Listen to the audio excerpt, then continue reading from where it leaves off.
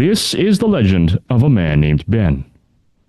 Born in Southern California, but raised in Austin, Texas, Ben realized at a young age that music was his calling.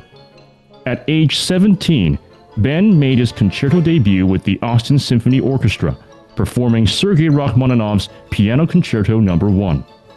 Ben would further improve his craft as a pianist, graduating with a Bachelor of Music degree in piano performance at Rice University in 2008, a Master of Music in Piano at Juilliard in 2010, and a Doctor of Musical Arts in Piano at Juilliard in 2015.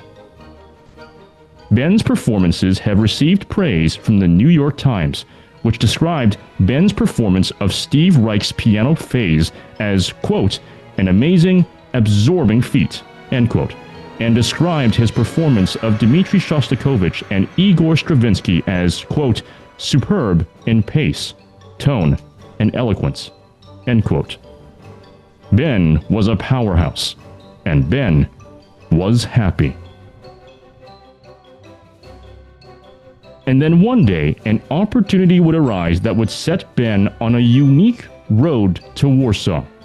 One that would make him effectively a famous name in classical piano. In 2019, Tonebase was looking for a new head of piano, one that had both a Doctor of Musical Arts in Piano at Juilliard and a background in content creation. Ben arrived in the right place at the right time, and for the next 5 years, Ben would create educational, entertaining content about the world of classical piano performance for hundreds of thousands to millions of viewers around the world.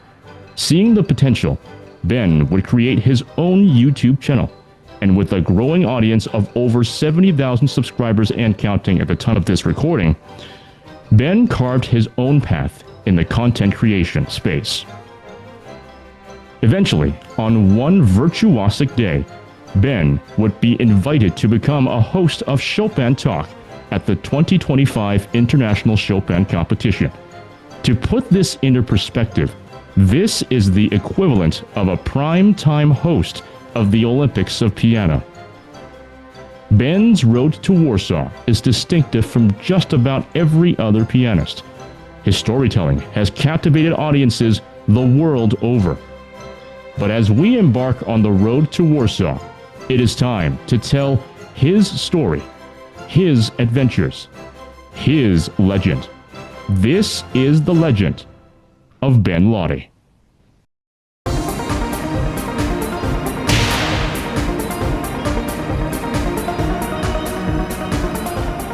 Ben, thank you so much for coming on the show. Thank you, Amos. That was incredible. I feel like I'm Michael Jordan and it's 1996 at the United Center. And they just announced my name before a game. It was that level of epicness. Thank you. I appreciate it. Alrighty, so let's go back to the very beginning. What inspired you to pursue piano? A couple things. One, I just happened to be doing it when I was a child, but that's true of a lot of people who end up quitting. So I happened to stumble into it. I fell backwards into it right around the age of 13, 14. I happened to switch teachers, but I also started listening to some of the pieces I was assigned to play, and some of them were by Chopin and others by Beethoven. And something clicked. Maybe the hormones were aligned in the right way. And suddenly the music spoke to me emotionally in a way that I hadn't before. And I was having very intense private experiences with music that would grow and develop and be something that I was willing to come out of the closet and talk about by the time I was 16 or 17, and reveal to my classmates that I was a classical pianist. And I would go to piano camps and realize this was something people could do for a living. And eventually there was no question in my mind by my junior year of high school that I wanted to pursue this in college. And I was lucky enough to have parents who didn't prevent me from doing it. That's great. Yeah, no. And back in those days when you found your passion for piano, what was the culture the music culture like in your community at that time? Uh, Relatively non-existent. I mean, classical music in America for a long time has been something that is privatized and extracurricular. So you don't see a lot of funding for it in most schools. Maybe you find a private high school or occasionally a special public high school dedicated to the performing arts. But for the most part, if you're going to get really good at music, you're going to do it because you're taking separate lessons or being pushed by your parents or influences around you to pursue it outside of school. And I was eventually one of those people, although I wasn't pushed and I wasn't even really standing out necessarily as someone who would go on the track I would eventually go on. I was sort of a late bloomer with classical music, in part because I was doing a lot of other things that quote unquote normal kids were doing, playing sports, worrying about homework, socializing to some degree, and just kind of living a kind of classic 1990s American suburban life. And then piano was something I discovered, like I mentioned, sort of almost by accident. I wasn't part of a culture that was promoting it. Sort of grateful for that, even though I am somebody who very much envies and appreciates other countries that do support music education, in a more general way for more young kids. Yeah, yeah. And when you're mentioning about there wasn't really much of a music culture in America, I think it's the same here in Canada as well. It's very much an extracurricular sort of endeavor and privatized to a certain extent. For the experience here in Canada, well, my mom was my first piano teacher, so my exposure to music was pretty much as far as I can remember. But again, I felt often quite lonely in the space because I would often be the only person who was that interested into piano. Everybody else was, if they were doing piano, they were just kind of one of those fun things that you did, but kind of left to the wayside or whatever. So I can see that sort of similarity between the Canadian and the American experiences, but I think at the end of the day, if you have a passion for that, it's not going to go away. That's sort of, even with, I guess, the so-called early hardships, I don't think that's going to affect a person's passion into something like that at this point. I think I agree with that, but I think it could have gone away if I hadn't eventually found other people who did it and who cared about it at the level I did, or even more than I did. And I have mostly the internet to thank for that. So it makes me wonder, in the decades before you could actually get online, and I was sort of the first generation that could get online, find message boards where people are talking about, common interests. But in the decades before that, either you were part of a family that did it and normalized it, or you were part of communities that did. And if you weren't, I don't know how else you're going to even have the idea that you're going to pursue that. I think that's why you almost never see people who come from communities and cultures in which something like classical piano or the performing arts aren't normalized in the same way as a possible vocation or life pursuit. You're just not kind of seeing people come out of that. So I think without the internet, I wouldn't have probably been able to kind of fuel this passion in the same way and eventually discover that there is this world out there. It makes me wonder how many people's lives, well, all of our lives are changed by being online now, but actual career tracks are probably majority determined by exposure to what you see and read and experience online now, and not what you necessarily experience in your local communities, whose value has just kind of decreased just very naturally, and as we've all become sort of interconnected worldwide, and for good and bad, and so there's no judgment on that. It's just fascinating that we all just lived through that.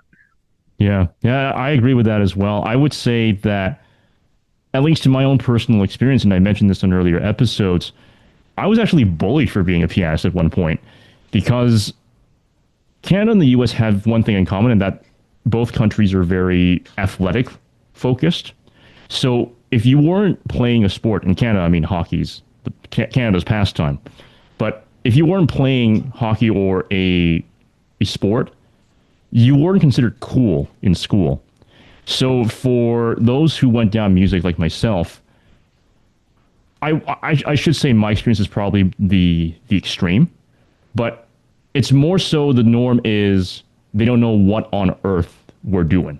I mean, they don't know, they have no idea about classical music whatsoever. They have this sort of stereotypical misconception of it as a certain elitist kind of endeavor. But yeah, it's sort of that without that community, I think like you said, it would be really difficult for those to actually develop that kind of passion to the next level. But luckily, I had a family to rely on, so that's what kept that passion over time. I think in a way that those challenges could also be a way of also informing your own growth as a musician, also as a person as well. And that leads on to my next question. Early on in your career, what were the greatest challenges that you faced in learning piano in your early days? I sucked at it. Wasn't any good. I didn't have good technique. My fingers were flat, but not in the Leon Fleischer or Fryderyk Chopin way, in which they're part of a long sort of plank and supported by levers that are behind the hand. They were just, I had a broken bridge and I was trying to play with isolated fingers that didn't know anything about how to sort of create a firm or padded touch on the keys or any variety of touch. Touch wasn't even a concept I had. I don't even blame my teachers. It was just I had a lot of things to do. I was pretty good at piano, but mostly for musical reasons. I kind of always was a pretty good performer because I kind of like felt the music in a way that was natural, and I practiced enough that I could deliver a fine performance. But I had I would say, compared to where I got, a very low ceiling for a while. And even in the 8th grade, when I was playing some of those Chopin preludes, they were the easier, sort of easier ones. I remember I couldn't play the B major one with the kind of vivace sweep that it sounds best in, and just playing it sort of moderato. And I remember Sophia Gilmson was on some jury at University of Texas of a competition or a festival I was entering.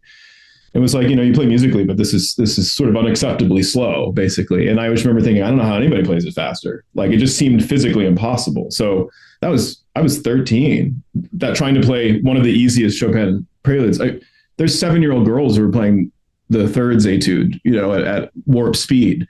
And so I was completely behind, in every way compared to just the absurd standard we see now among young people. So it was really, truly, I was intimidated by just technically what even my peers my age were doing in the 8th and 9th grade. They were the ones winning the little local competitions I was in. I was at best getting an honorable mention in something for playing a movement of a Beethoven sonata in the 9th grade. It took all the way through high school before I was recognized in any way. And I got a teacher, Dr. Eric Hicks in the Austin area, who actually focused on my technique and developed my physical approach to the keyboard. And that became and remained an important point of emphasis for me into college, continuing to develop my more organic physical relationship with the keyboard. And honestly, I don't think, I'll never master it. I'll never be able to do what other people can do, but I never got to the point where I really felt comfortable at making a connection with the instrument, feeling one with the instrument until my mid-20s. And so I think the biggest barrier was just physical, and it is for most of us. And that's why it's a very small elite few who somehow transcend these or surpass these through some combination of hard work and natural talent. But for most of us, it's really hard, and we never reach that kind of transcendental upper echelon. So that was the barrier for me for a while. I overcame it all just because I became so obsessed with the music that I was hearing, that I wanted to play or was trying to practice. I knew what the result could be, and it became this ideal in my mind. And I started holding up the art form as something so high and sacred that just to be a part of it, even if I wasn't any good at it, was incredible motivation for me and such a privilege. And so I never had trouble being motivated after I turned 13 or 14 or so. no one needed to tell me to practice anymore. My dad had to stop being like, you need to practice. Why aren't you practicing? You have a lesson. Like I developed a kind of self-motivation in that regard. But yeah, I wasn't any good. Yeah, I think even those who do have the technical expertise or the technical ability to play those more virtuosic pieces, I think we can all relate to having the difficulty or maybe just not even able to do that sort of technique at that maximum speed or tempo, or just doing it overall. I think, again, it just comes down to just the level of control that a person has over what they have physically and also from a talent perspective. But it's interesting how you mentioned how you overcame this, also the way how you overcame it, because I think, practice in many ways, I mean, we all know that, I mean, the old saying goes, practice makes perfect, but what really it just makes you, better from or injured. Or injured, exactly. It doesn't make you perfect. That's a lie. Yeah, I think that's what happened with I've never thought about it until you just said it, but man, that's such a misleading and dangerous phrase, isn't it? Yeah, it is. I think Scriabin injured his left hand, or I think his right hand. I forgot which hand it was. I think practicing Liszt's Reminisce also done one. I believe that was that case, how he injured it. And I think it took him quite a long while to recover, if even that at all. So just by practicing, trying to play. A lot of the great piano virtuosos of our time and previous times have all sustained and are living with injury, and they, for understandable reasons, don't like to talk about it. Yeah. But it's absolutely pervasive. You are in a small minority if you're a concert pianist or a conservatory student and you're not dealing with physical pain. Mm-hmm. Yeah, no, absolutely. It's a taboo subject. You're not supposed to mention that, but it hurts, and we're probably all doing it wrong. Yeah. Or if we're doing it right, we're overusing our muscles in ways that, we really need to find ways of taking more breaks or whatever, or maybe sort of rethink why we're practicing so much and what we think we're getting ready for. Sorry, I'm kind of diverting your question here, but yeah, no worries. Yeah, yeah, no worries. Yeah, no, that's actually good that you mentioned it up, because it's when I had Janina Filkovska on an earlier episode of the show, she mentioned how the quantity of practice at some point just doesn't help anymore. Chopin, and in her words, she said that Chopin famously was of the opinion that anything past 3 hours, you're pretty much out at that point. It's just, you're just going through the motions, and it's not going to have that kind of benefit anymore. So not only that, he recommended intense bursts of concentration for 20 or 30 minutes at a time, and then a sort of pause, like a break from it to let your mind sort of reset or absorb or whatever process. I don't do that. I tell my students to do this, but I don't have any control of how I practice. I'm so undisciplined about it. Sometimes I think, man, if I just been a disciplined practicer since I was a kid and had good guidance, like how good could I have been, But the problem is we're not going to a practice with a coach keeping us in line. Some people are. I talked to Alexander Sasha Malafeyev, and he was like, yeah, when I was young, I had lessons every day. It was literally like you go to practice, like you go to basketball practice every day, and there's somebody there who is basically your personal trainer to guide you through how to practice. And then you can go do it on your own, but you've now had this kind of discipline instilled into you. I got to, lesson once a week after school, and sometimes canceled because of whatever, and then the rest of the week I'm somehow on my own. Unless the teacher's bringing the parents in on it, now your parents have to be there sort of as the one who's disciplining. We have to do this all on our own as solo pianists. It's almost no other pursuit that requires so much rigor and discipline that is left up to children to figure out on their own. But no matter what your teacher says, you still have to figure out how to do this from week to week on your own.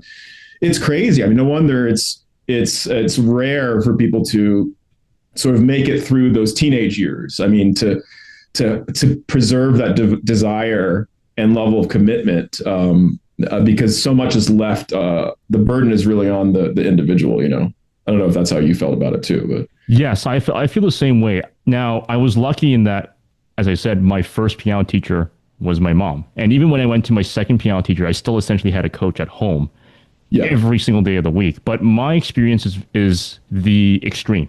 It's an anomaly, I should say. Well, Same thing here in Canada. I bet if we did a study of all of the pianists who are just making the Chopin competition, the 84 who made it to Warsaw, the 165 who got the preliminary live audition, and especially those who make it further in advance, how many do you think will have come from musical families or been raised in a system in which there was regular, structured and supervised practice? I would say it's a much larger proportion than the general population of music students. And so I do think those who make it, it's a combination, obviously, of something innate, but also that kind of nurturing, it seems to be important in selecting for who actually goes the furthest. In my observation, you rarely meet a pianist who's playing at the highest level who's like, yeah, I just kind of figured it out. I had some teachers, but I was kind of just practicing on my own. It does happen. And sometimes those types of pianists play in very interesting, different ways, but otherwise, yeah, I do think musical families are big, or coming from countries that have a sort of national systems and structured, regular, supervised practice for the really exceptional kids. I think those are the ones who win competitions. Just, I'm going to put that out there. A little hypothesis to be tested, I suppose. Yeah, I think so too. The likelihood comes from that sort of background. And even coming from my own other alter background as a sports announcer, having seen also the athletic side and personally even knowing people who go through all these different sports disciplines, there are so many similarities between sports and musical pursuits, especially if you want to compete at the high levels or perform at the high levels. It's a similar deal with, especially in swimming, for example, you have these high performance programs. You have coaches who have coached at the Olympics or who have formerly competed at the Olympics. Well, they offer specific programs and certain training and diets and all that sort of stuff. I think in music, as you mentioned, in my opinion, the likelihood of winning the Chopin competition or the Clyburn or any of these, or Leeds or similar levels of competitions, I think we really see that in those who came from a musical background. This also brings to mind Nicolas Namoradze's research and his own experiences. He mentioned on an earlier episode to me that when he actually was looking into the neuroscientific side of music and practice and even just performance, there actually wasn't a lot of literature in the academic sense in regards to musical performance, but there was plenty of that in sports psychology. So he actually started reading sports psychology first before he applied those concepts into musical performance, especially piano. And there are some very interesting parallels there. And I would encourage those who tune in this episode to also watch that episode as well. I think this is where something that you see is a massive similarity between, well, the sports and the music world from what we were just discussing here. Absolutely. And I know in basketball in America, North America, AAU, basically traveling sports teams when you're young, from age 8, 9, 10, all the way through high school, those are the kids who go on to the NBA. It's not someone who just happens to sort of start getting interested in basketball in high school or whatever. So, and I do think there's a lot of similarities between. Well, it's interesting. You mentioned Nico Namoradze. Like, I think that, first of all, I'd love to pick his brain about what he's learned from looking at sports psychology. Because you're right. I mean, there's just a lot more funding and a lot of much bigger industry in the sports studies of, sports medicine, sports analytics. There's just a much bigger media culture also, and audience base. It's popular culture. It's besides movies and popular music. I mean, sports is kind of one of the big main pillars of mainstream pop culture. And it's a little different in every society, but most societies have their big sport, and so there's just more behind it. But so that's why probably there's less, we don't see as many kind of studies into something more niche as classical music. But I know there's a lot of similarities. Remember when maybe 20 years ago, there was a book on audition success by, I think, a brass player. And it was widely read by everybody who was auditioning for schools on any instrument, because it was basically preparing you for this sort of inner world of focus and execution in a high stakes environment. And I don't know if it was that book, another one that basically just borrowed a lot from this Inner Game of Tennis book, which has been very influential. And so the little bit of research into performance psychology, I think it seems like an extension of general performance psychology and other high pressure elite domains, and sports being the most obvious one.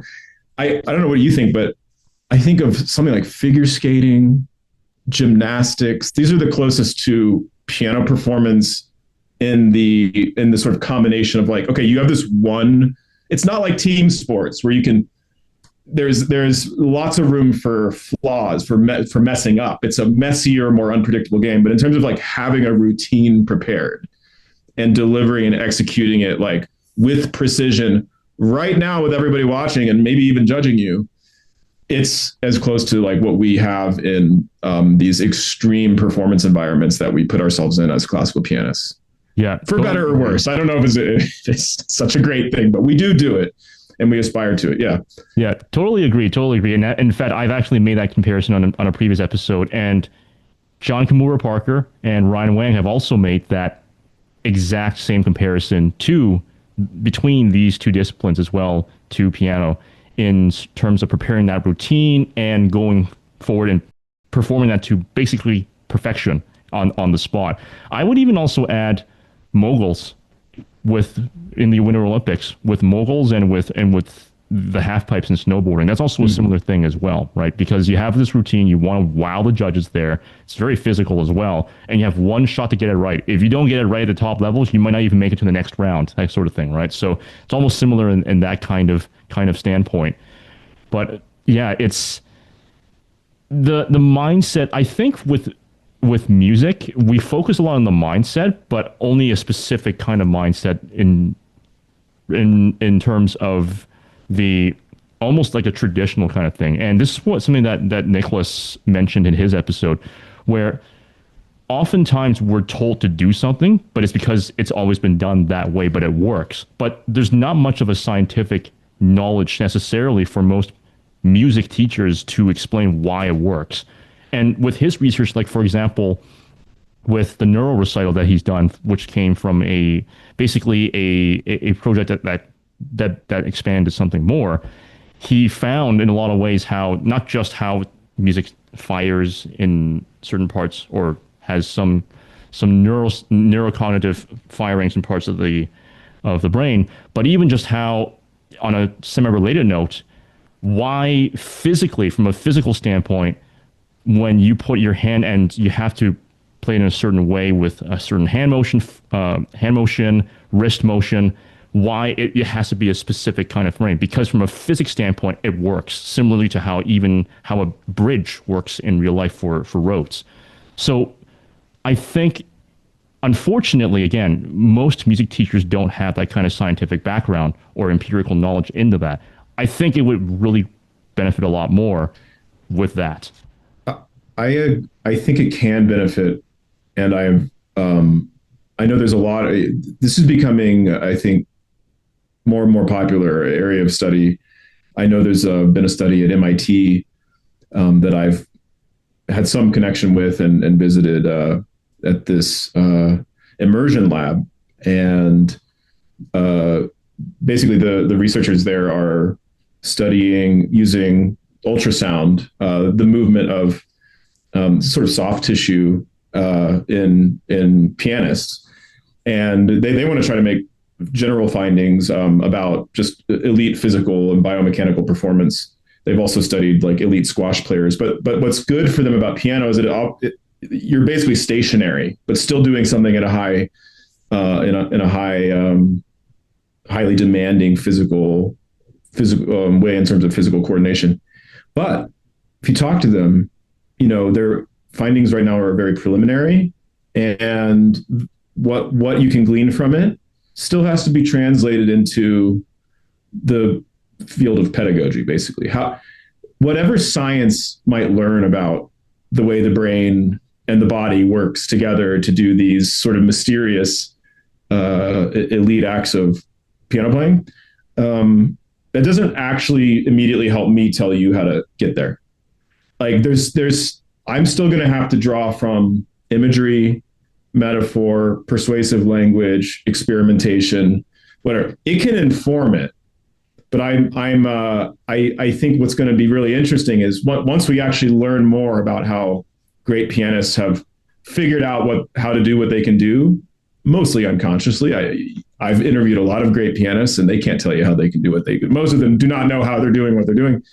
So if science gets to the point where we're like, yeah, we'll tell you how they're doing what they're doing, and they're not going to be, and this is how you get there.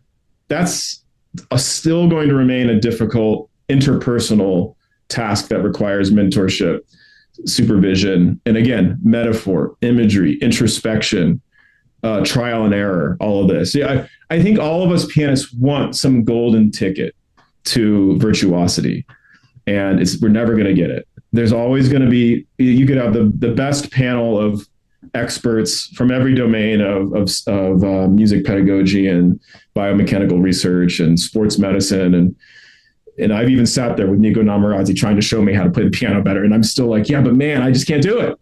I can't do it. So there's always going to be something mysterious about it, which I think is good. We don't want there to be some golden key that unlocks this whole, but I'm very much in support of all of this research and these endeavors into broadening our understanding of it. It just makes it more interesting and it makes the mysteries more, I think, clear and a clear mystery. But you know what I mean? It helps us sharpen our understanding of the problems and the challenges. Yes. Playing, I think. Yeah. I think there's even a similarity even in basketball as well. I think it was LeBron James who said that he just looks at the game differently. He can't explain every single nuance of why and how he sees basketball differently, but he just plays it and sees it differently, right? And it's sort of in a way that is kind of difficult to explain, even for the top level basketball players in the NBA. And even if you were to ask an NCAA, a top 5, top 10 school to come forward and look at the plays, they can explain most of it, but there's some point that's just, wow, that's even above us, right? If they knew how athletes did what they did and could predict their future success better, then the NBA and the NFL draft would have much better, more direct outcomes, and they don't. First picks in these drafts are not guaranteed to be successful in whatever professional league they're entering. And I think, so the fact that there's mystery even there, and it's a much less subtle physical activity, but absolutely requires the mind. And you have terms in sports analysis like basketball IQ, whatever that means exactly, but we sort of know what it means. Certain players have court awareness. Nikola Jokic probably has the highest basketball IQ of any basketball player I've ever seen. And literally it seems like he's got eyes in the back of his head. And he's one of the great sort of no-look passers of all time. And I think one thing that's been studied that I know a little bit about is eye movement. There's a certain kind of elite eye movement that seems to belong to a class of elite athletes. And so even if physically they can jump and do backflips and do all kinds of crazy things with their bodies, if they don't have this sort of elite eye movement, which is connected to their awareness, like those who are moving their eyes quickly and are able to scan and kind of interpret their environment rapidly, that usually I think translates pretty directly to what we mean by like a high sports IQ, something like field or court awareness. And I think in music, that's actually underappreciated too. In piano performance, what the eyes are doing, we can't even really see watching a concert from far away or whatever, but sometimes you can see, especially when Chopin competition is sticking a camera in your face and the whole world is watching, you can kind of see the little quick movements of the eyes of great pianists. And often the most focused ones, and ones are playing most actually intelligently or freely, have very precise eye movements. And they might not be fully aware they're doing it, but I think that's directly related to some of their technical accomplishments. We think it's just a purely physical thing, but I think the eyes might be a window into how the brain is actually connecting with and coordinating and regulating our larger physical movements down below. Yeah, and I think the old saying of, or some version of the old saying of, a person's eyes tell 1,000 words, sort of explains that what you were explaining there. And I'm thinking even back to even when Bruce Lee, when he won first in 2021 at the International Chopin Competition, even just thinking back to, and there were some great camera angles onto his face, both at the fast parts and also in the more introspective parts of Chopin's pieces. You see that sort of eye movement as well, and you see how it's almost like a sixth or seventh sense, even going into knowing exactly where to move, how to move, why you should move that way, and when to move that way in a way that's compelling while in such a high stakes, high pressure environment as the Warsaw Philharmonia. And I think this, again, as we were saying earlier, this is something that can't really be taught. And it also can't really even be explained, mostly at least, or completely at least. So I think that's what gives it. And the thing is, if it could be explained, I think everybody would be winning the Chopin competition. If it could be explained and everybody can do it, then we really don't really have like a competition anymore at that point, because everybody can do it. But I think that's what kind of gives music its flavor, and also gives sports a similar flavor as well, in similar reasons in that physical discipline. Isn't it interesting that I mean, every top prize winning Chopin competition pianist I can think of, they don't all look the same as they play, but they all possess a similar focus with their eyes. It's almost like they're staring. Many of them are just staring at what they're doing with a level of intensity here, and often they're in much more control over their movements, their larger movements. You almost never see a pianist really play at the absolute highest levels and have a chance to win these things when they're not in control of their bodies. And some pianists can do really great things, moving around a lot, but I find that there's limitations there expressively, because I think it's a sign you're not in control on some emotionally, on some level. You're letting the emotions get the best of you, and it's causing your physical motions to go left or right or forward or backwards or up and down. And that's not always directly translating to a musical result. So isn't it interesting that many of the great pianists have this slightly forward bent, extremely focused way of playing, with some exceptions, obviously, and usually quite still in the torso.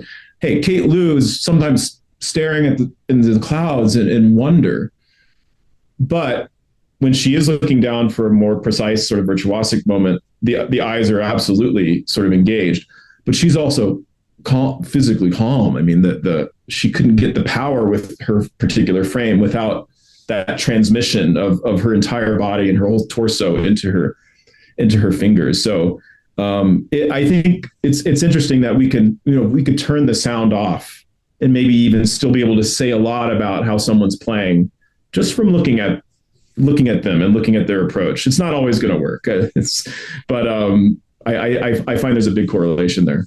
Yeah, they don't look the same, but they look the same in that way. Right? There you go. So, returning to your career, though, and at this point, we're still talking about essentially going into your bachelor's. What inspires you to pursue? What inspires you to pursue a Bachelor of Music in piano performance at Rice University? This is basically like Pulp Fiction. It's like a non-linear film. Like, you're not getting this in chronological order. We're jumping around, but it's all going to make sense in the end. What did you ask? Why did I go to Rice? Yes. What inspired you to do so? Yeah. So some combination of good reasons and stupid reasons. I was still flirting with the idea of going to a prestigious university for academic reasons too. And so, for example, I had applied and was accepted to Northwestern at the time. I don't know if they still have it. Has a 5-year double bachelor's, and I was accepted to piano and math. I still thought I wanted to do math at the time. And that was my second option, actually. I almost went there. And at Rice, I thought, well, it's just a great school, sort of Ivy League of the South. And at my high school, it was like, I had a good enough GPA and SAT to maybe even get into Rice without piano. But it turns out to get into Shepherd School of Music, which functions more as a conservatory, your academics do need to be at some standard, but not like the rest of the kids at Rice, So, but I still took pride in going to a great school, not just for this specialized talent I had. So I remember the fact that it was in Texas and I'm from Austin, and it was sort of the best private university in Texas. Those were the stupid reasons, the sort of competitive reasons. Like, I was proud that I got into a good school and I wanted to go there so I could say I'm going to Rice. Oh, Ben's going to Rice. So that was just being a sort of immature. And I think I probably, part of my reason for ultimately going to Juilliard was also similar immature reasons. It's Juilliard. Whoa, it's the name. It's the name. Well, is it the best place for you to go? Is it going to be the right teacher, the right environment? Is this the right thing? Do the financial aid giving you what you need compared to others? It doesn't matter. It's Juilliard, So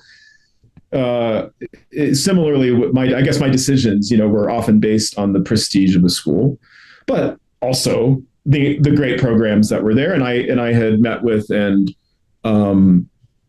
teacher I would end up studying with, Robert Rue, Bobby. And actually, if I hadn't sent in the tape of me playing Rachmaninoff, the first concerto, first movement with the symphony, I don't know if I would have been accepted. Later on, he was like, "Yeah, Ben, that's the reason we actually accepted you, was that." So if you're applying places, kids, always do something else to try to get their attention. That's just part of the way the game's played, for better or worse. But so I went to Rice, and I was just really proud to be going to a great university that also had a conservatory as part of it, like within the university. It was like perfect. And Shepherd, was sort of on campus, but off to one end of it. But I still, was part of the residential college system. And although I ended up kind of being a cliche music major, just spending too much time in the music building at Shepherd, I really felt like I had an authentic college experience, and that was one of the reasons also that I sought it out. But I only applied to maybe 5 schools, and Rice was my top choice. And when I got in, it was a no-brainer that I would go there. So that's what led me to Rice. Yeah. And yeah, Juilliard has that name factor even here in Canada as well, right? So all around the world. Yeah. I mean, they've used the brand to go global. I mean, there's a Juilliard in Tianjin, China, right? And of course, how many students at Juilliard are international students who are coming in part for that opportunity to go to this school? So yeah, it's a huge name, and Juilliard knows it's a big name, and that's they try to use that to their advantage. But Juilliard's another subject. I don't know if you want to go there yet. Yeah. Well, we're about to get to that point, and before we get there, I think it's almost like Juilliard's almost like the Harvard, essentially, for the musical equivalent of Harvard for the world, and in many ways as well. Like how Stanford is essentially the place, or one of the places to go for anything tech related. It was Stanford, Caltech, MIT, that sort of thing, right? In speaking from my background as a lawyer, I don't think Canada necessarily has that kind of name recognition factor. Maybe U of T and McGill might have that kind of factor up here in Canada, but for Glenn us, Gould School. Glenn Gould School, yeah, that's probably the closest thing that we probably have in terms of that. But even then, I think just given the culture here in Canada, it's not as obvious, I think, as in America. To be honest with you, the Glenn Gould School, there are also many, even musicians up here, maybe not necessarily serious classical musicians, but those who do have a pretty strong passion for it up here in Canada, who have not necessarily heard much or even have heard at all about the Glenn Gould School up here in Canada. And these are Canadians too. So I think that's just kind of the difference between, whereas again, more people know more about Juilliard even up here in Canada compared to even just local Canadian schools for kind of like the same reasons. Yeah, but before the college level, whatever you're doing as a society up in Canada, per capita, you're producing more great pianists than most countries, and especially the United States. I mean, you put us to shame.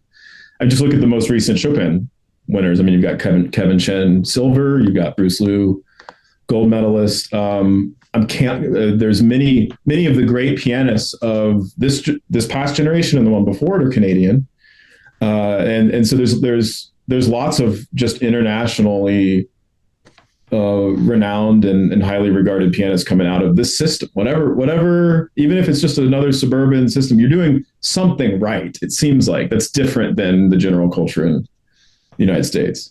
Yeah, and I made a short and even actually a couple of shorts and a bunch of posts about this because I was also kind of covering the International Chopin Competition right here in Canada. Even just looking at the Chopin competition results, Canada is in a very interesting situation where Canada and the Soviet Union are the only two countries, I believe, that have at least 3 consecutive editions of the Chopin competition where there's a prize winner in that circle. Because Tony in 2015, right? Tony in 2015, Charles in 2015 as well. And Charles. Oh gosh, and yeah, I mean, of course, and if we're including, French Canada, I mean, you've produced people like Marc-Andre Hamelin and Louis Lortie, and yeah, it's just a great culture for this particular art form for whatever reasons. Yeah, and Yanina, I think, explained a part of that as well, because in Quebec, she grew up in Quebec as well. So much of it was thanks to, because Quebec is still very primarily Catholic in a lot of institutions and still has the Catholic side of its institutions. A lot of the musical education, at least from her time, came from these Catholic institutions. So I think that preserved a lot of, and that's why to this day, Quebec is still a pretty big center in terms of music and piano music up here in Canada. Ontario, well, you got Glenn Gould, but the Glenn Gould School, but it's not, I mean, it doesn't have that kind of even mainstream kind of, if I spoke with somebody from Quebec about classical piano, even the average person who has little to no knowledge about piano would probably be like, wow, that's interesting. Versus the average person here in Ontario is like, what on earth is even that, right? So right. So maybe Ontario is more American in that way. But yeah, I mean, I'm thinking University of Montreal, McGill.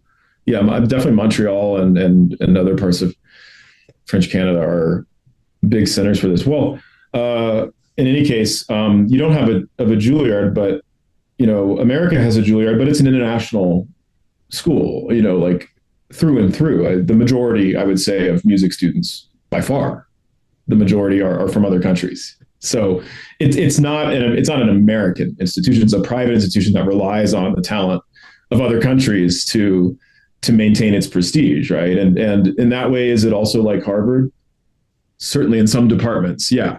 But the other way it's like Harvard, and this I would say isn't necessarily a positive, is that it represents the fact that we have a culture in which we concentrate the best, perceived best in different categories and fields into basically one building or one campus, or a few campuses. And, you get kind of clubs of people who meet in these elite spaces through whose connections they go off. If you're from Harvard or Yale, for example, you go off and you run the world, literally. And if you're in Juilliard, you go off and you run the music world. And I'm not so enamored with that actually anymore. And I'm sort of a part of it, and I'm to some extent a bit beneficiary of it. The connections I made, not just going to Juilliard, but being part of the musical scene in Manhattan and New York City, will benefit me for the rest of my life. There is an advantage just to being there and then playing the game, playing your cards right and all of that. But then it also creates this system of uneven development where there are great, actually really wonderful programs at universities, state schools around the country here, but who nevertheless sort of live in the shadow of these bigger schools and end up developing, I think, their own priorities and specializations in other areas of music performance, music education, other kinds of musical cultural activities. But there is this sense that if you go to undergrad at a good state school in the Midwest and you're good enough, you're trying to get into a Juilliard. The coasts, Colburn, Juilliard, whatever, Yale, NEC, Rice. We call that the third coast, the Gulf of Mexico. No, but especially the sort of big or maybe San Francisco, like the sort of big coastal cities, elite coastal cities, are trying to suck talent away from like the heartland or whatever. And I would be more interested in, and I actually think so everyone being online has helped even things out a little bit more, actually, and maybe we're moving more in this direction. I would like that sort of talent to be more spread out. I think it's actually cool now that I can live anywhere and sort of teach anywhere and still have basically the same connection to the music world as I had living in New York, but it's still not quite the same. I don't get to be making the number of, I might have a podcast like yours living in New York, and every week I could have a big guest because everyone either lives in New York or comes through it at some point, But living in Logan, Utah, I don't have that access, but we have Zoom. We can do it like this, But so again, I think online interconnectedness is helping to flatten things out and even things out.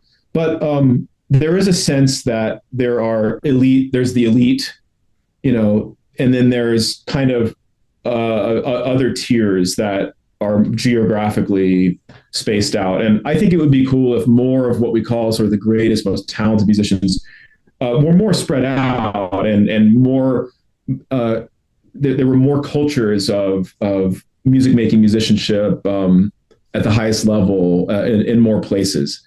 And so, I don't know how that's achieved, but I do think certain countries that have, sort of state sponsored programs are able to achieve it a little more. Like you can go to a really fine music school in different parts of, I don't know, Russia or France or Germany, for example, where it's a really good school, but it's not necessarily in the sort of cultural capital because they distribute resources in a way that allows music education to kind of be more widely distributed. So there's sharp concentrations of musical power in America, especially, and it has an international element to it. And I think that has some fascinating and positive aspects to it, but also some harmful and negative ones as well. And it's just a sort of complicated phenomenon. Yeah, and Canada it's in a weird spot, a very interesting spot, actually, I should say, because we sort of do have these centers. We have, as I mentioned, Quebec, we've got Toronto, we've also got Vancouver and, well, the BC area in general. But especially with Kevin Chen, then we've got Alberta, which has not necessarily been traditionally known as a center. Well, now with Honen's getting its own, it's still a very young competition compared to all these other Grand Slams. I call them Grand Slams, just borrowing like a tennis terminology to describe them. But still, that sort of reputation has really brought up Alberta in many ways as well. And thinking back to the university side, I think it's also because many of Canada's universities are in part funded by the government in many ways. I mean, the Carleton University, which is with my undergrad place, my undergrad university, it was formed out of literally an act of legislation, basically. So many of these universities exist because of legislation, Canadian legislation. So I think from that standpoint, universities more or less here in Canada have a certain kind of standard that they do meet across, I think, really any program up here. Of course, you're gonna have some places that have, well, better resources due to circumstance, just because of maybe the people that came through there, the kind of research that have come up from there, the alumni that graduate from there. Like, for example, Carleton University is known to be a center for journalism in many different ways. Ryerson, well, I shouldn't say Ryerson, TMU, which is Toronto Metropolitan University, formerly Ryerson, they're also known for having a strong journalism program as well, as long as a strong sports media program. But that really came out of the circumstances and the people and the resources that they developed over time. But if you went to either of these schools or to many of the other schools in Canada, you would still have a pretty good sort of baseline from the journalism standpoint, from the kind of material that you would study in academia. And I think music's a bit of a loose cannon in some ways, but I think there's still that sort of understanding and that sort of standard that's still being met. Of course, you're going to have your McGill's, your U of T's, your Université de Montréal, but it's not going to be as big as necessarily like the American system, where there's a lot more privatization. And so there's a huge gap between the best and the lowest rankings in whatever program it is. I think that because of this condition in the US especially, but I think it's pretty general, there is it's a specialized art form. Even if there is state sponsorship for the arts, it tends to be that there's the people who do it, and then there's the audiences, which, depending on the country, are more or less cultivated, as audience members. But there's still this disconnect between those who are crazy enough to go into it as aspiring performing musicians, and those who maybe play amateur piano or something, but for the most part are consumers of it as audience members of people who listen to and purchase these records. Without this condition in which most of this very niche art form is concentrated in a few places or among a few different people, I don't think I have my YouTube channel. I think one of the reasons that it exists and that I've had some success doing it is because there is this gulf between those inside this insular environment who specialize in it, obsess over it, perform it mostly for each other all the time, and those who kind of hear about it, remember Beethoven from school, saw a movie, heard a piece of music that moved them, developed some interest for whatever reason, took a piano lesson for a couple of years, and sort of have this kind of general sense that, like, I think I like this art form, but I don't know much about it. I heard that Mozart's a genius. I don't know why. I wish I knew. And these people are extremely. I know them, and I think I used to be one of them, actually, and I just happened to cross over into this sort of specialized, insulated niche world. But I always feel like my heart is with just people who don't know what the hell we're doing, and because I still think it's really strange. There's a lot of weird things about specializing in this particular kind of musical activity. And so I really feel like I dedicate my channel to them, even if it's interesting, obviously, to a lot of people in the music world, and I'm able to make videos, I hope, that can kind of speak across those lines to both the general audiences and also specialists. Like, maybe there's ways of talking shop that are actually kind of like generally interesting to people. So yeah, it might be a weird, distorted, uneven, unfair, unequal system, and yet I don't think I would kind of be able to realize some of my passions for being a kind of communicator of classical music to wider audiences without that, without being in this particular society. It almost wouldn't be necessary, would it? Or I would be put to use doing something else in a similar way. But maybe I just, there would have been a music school more locally if I'd been from another kind of country or another era, and I didn't need to try to get more people interested and involved and participating in the art form. Yeah, and from my experience, it's a similar deal as well. And I found that there are many ways to bridge the gap in terms of knowledge or lack of knowledge into the music space from those who have no idea about the music space. So last year in 2025, I was one of the organizers and also one of the MCs of the Canadian Chopin Competition in Toronto. And I found that in many ways to promote the Chopin competition in Canada, at least from my own social network, I used plenty of sports terminology. I used plenty of equivalencies between sport and music in this sense. So on this episode, and also in many previous episodes in the past, I've described the Chopin competition as, well, the International Chopin Competition as the Olympics of piano. And I'm not the only person who have done that. I mean, even some at the Chopin Institute have kind of compared that to that sense.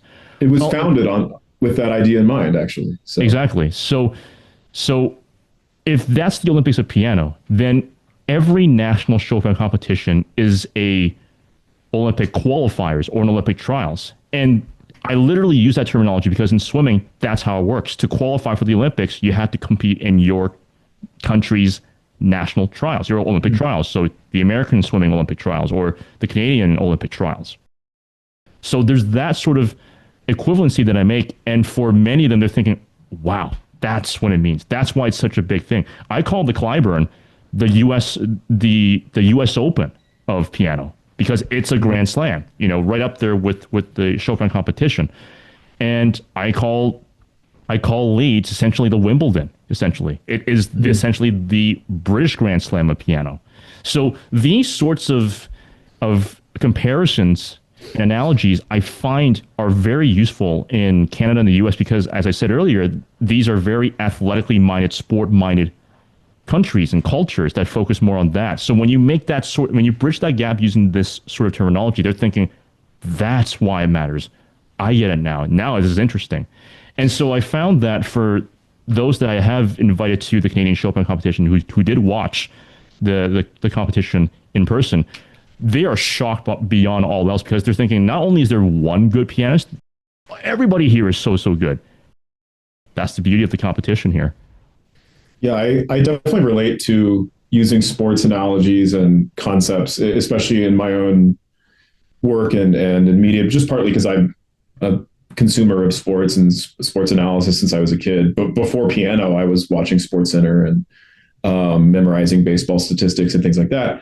And generally, just I find the culture of analysis and commentary around sports, obviously, to be partly what I mean. It's all one ecosystem, so they're both feeding on each other. But it's partly what sustains the large audiences for this event. Players can complain about the media, but the media exists in part to help them have the particular salaries that they have to. So it's this, and I don't know if that's always such a good thing, but in any case, there's also obviously negatives in drawing the comparison with sports. Competitions are for horses, Bartok said, and to think of how vulgar something like betting on a horse race is compared to what ideals are supposed to be and virtues are supposed to be promoted in the pursuit of a higher art form like classical piano. I wonder where you draw the line or how you try to preserve some integrity to the art form so that the negative and aspects of competition and sport don't infect what we're doing too much. I mean, for some, just the mere mention of a competition in music is enough to be enraged or completely ignore it or check out. But yeah, I think there are definitely things we can't ignore, but it's also not fundamental to the art. So yeah, what do you think about that? I think so too. And that's the reason why when you make these analogies, I stop right there with this is the equivalent of essentially what if you were to consider it compared to sports, the Olympics of piano or a Grand Slam. But that's where I stop. I don't try to compare every single nuance of a piano competition to what's happening in the sports competition because no matter what, they are going to be very different. But the competitions do it for us because they still give medals. They still rank people by some measure. And so then we have to grapple with that. The very constitution of these things is one that says best, second best, third best. And even though everybody, including the director of the competition and all the jury and all the pianists on it, know on some level there's a huge subjective element and it's kind of BS or arbitrary, or as Emmanuel Ax says, a lottery, who ends up in this slot or that slot. It does have a big impact on people's careers and those who don't make it and who might be snubbed. Although sometimes being snubbed gets you more attention, it can really be really damaging psychologically. You put everything into this and you really don't know why. At least in sports, my time wasn't fast enough. But sometimes, and I talked to some pianists privately who were just, I played my best and I heard it and it was beautiful. And I can't explain why they didn't advance or why they weren't chosen, or in the end, there's no explanation. And so that's where it becomes problematic, I suppose, And this is the reason why, even in previous episodes, I've mentioned how it's an unfortunate consequence that comes out of music competitions overall. And why competitions shouldn't be treated as the be-all and end-all of a person's musical career. It's just unfortunate that over the course of the last century, that's how so many music careers have exploded essentially and into popularity as a result of that. And I want to be clear again, I've said it many times, I'm not trying to bash any competitions out there. They do have their usages, but it's just something that comes out of it from an organic standpoint. Like I said, they're aware of it. They know it too. And I work closely with competition organizers, and they're aware this is just a kind of necessary feature of that kind of institution in this kind of world we live in. There's a lot of really great pianists. By what system do we decide who gets to play in these big venues or whatever, or get these contracts? But also, if you flip that upside down and look at it from that perspective of what kinds of careers are these pianists trying to get to, we can critique that too. All of these are trying to feed into a system in which an elite group of the chosen few get to travel from city to city playing their programs, solo with major orchestras, sign with big record labels. And all of those institutions have been increasingly challenged and are scrambling to figure out what their futures are going to be like. I know this to be true because there's so many more ways to actually promote yourself now. And they're having to look down at the fact that what competition has Tiffany Poon won lately? She made her career on YouTube. Valentina Lisitsa made her career on YouTube. And they're two of the most famous pianists in the world.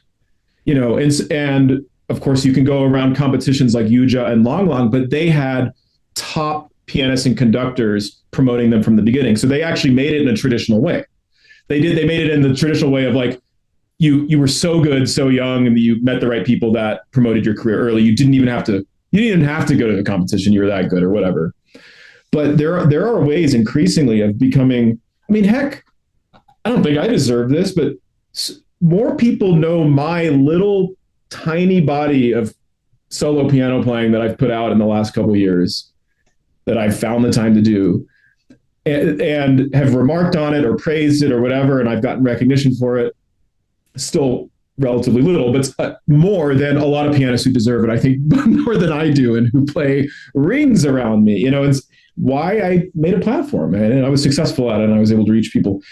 I think competitions increasingly are going to need to pay attention to that and maybe start changing the game a little bit so that it's not necessarily gold medal, silver medal, bronze medal, and those are the ones who get the contracts in the big cities or whatever. Remember, the concert hall is struggling too. Record labels are struggling too. You can listen to whatever music you want for free all the time, unfortunately for Sony and Deutsche Grammophon. But what if we could, over time, or preferably sooner rather than later, start to transform these competitions, keep them around and their great histories, and turn them into what they're already becoming, which are showcases for dozens of incredible young musicians around the world. At the end of the day, Eric Liu and Kevin Chen and the other medalists at the Chopin competition, they're getting the tours and the recognition and the prizes right now. And that will last however long it lasts in promoting their career. And absolutely good for them. They've earned it. But a lot of pianists got millions of views through that competition who now have fan bases, and so there's already a showcase element to it in which people aren't actually just watching to see who wins. And for the most part, they get upset about that no matter what anyway. They're watching because they fall in love with a particular musician who helps them rediscover a beautiful piece of music or discover it for the first time or hear it in a new way. And they can't stop listening to that performance of that piece.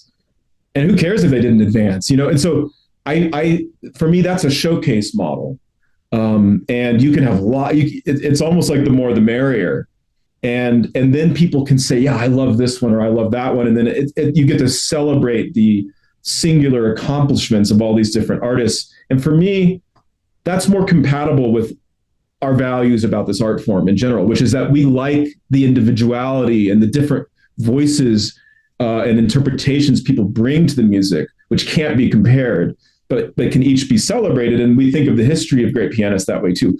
I'm glad there's a Glenn Gould, but also a Horowitz, but also a Brendel, and so on. And And yeah, I think we might be headed in this direction, whether we like it or not. And or at least I would start promoting it. I think even if we keep giving the medals, we are already in a way treating competitions because of live streams and HD and incredible sound engineering, right? We're treating them as showcases in which the whole world is watching people do really beautiful things, and they're gaining followers from that. So maybe we should start a new one that just explicitly is that. Call it whatever, the International Showcase. It wouldn't be like sports. Sports always has that element where it's like, no. The whole point is someone needs to win. There is the best one with the highest score, the fastest time. So yeah, let's see if we can't move in that direction and create new institutions that coexist with the traditional ones, and maybe they influence each other in positive ways. Yeah, and that, I think, in sports already sort of exists in tennis, where once in a while you have, I think, I remember even back in the day, when Roger Federer and Rafael Nadal, they were still playing, Andre Agassi and Pete Sampras, they were also there. They were two of the great tennis players back in the 90s up to the early 2000s. But they were playing an exhibition match against each other. I think, I forgot what was the doubles lineups, but nobody really cared who won. They just wanted to see those guys play. And isn't that kind of, and actually, I should say, sports already has this exhibition element too. Even if you're watching the World Series or the World Cup or the NBA Championship or the Super Bowl or the Olympics, you're not watching just because to see who wins. You're watching because of the beauty of the game, because it's an incredible thing to see athletes, human beings performing at the highest athletic levels of accomplishment. It is a privilege to just be able to witness incredible human accomplishments, right? And so that is a huge aspect of sports viewership. It is probably the fundamental one. You want your team to win, and man, some people's teams haven't won the Super Bowl or the World Series in decades or whatever.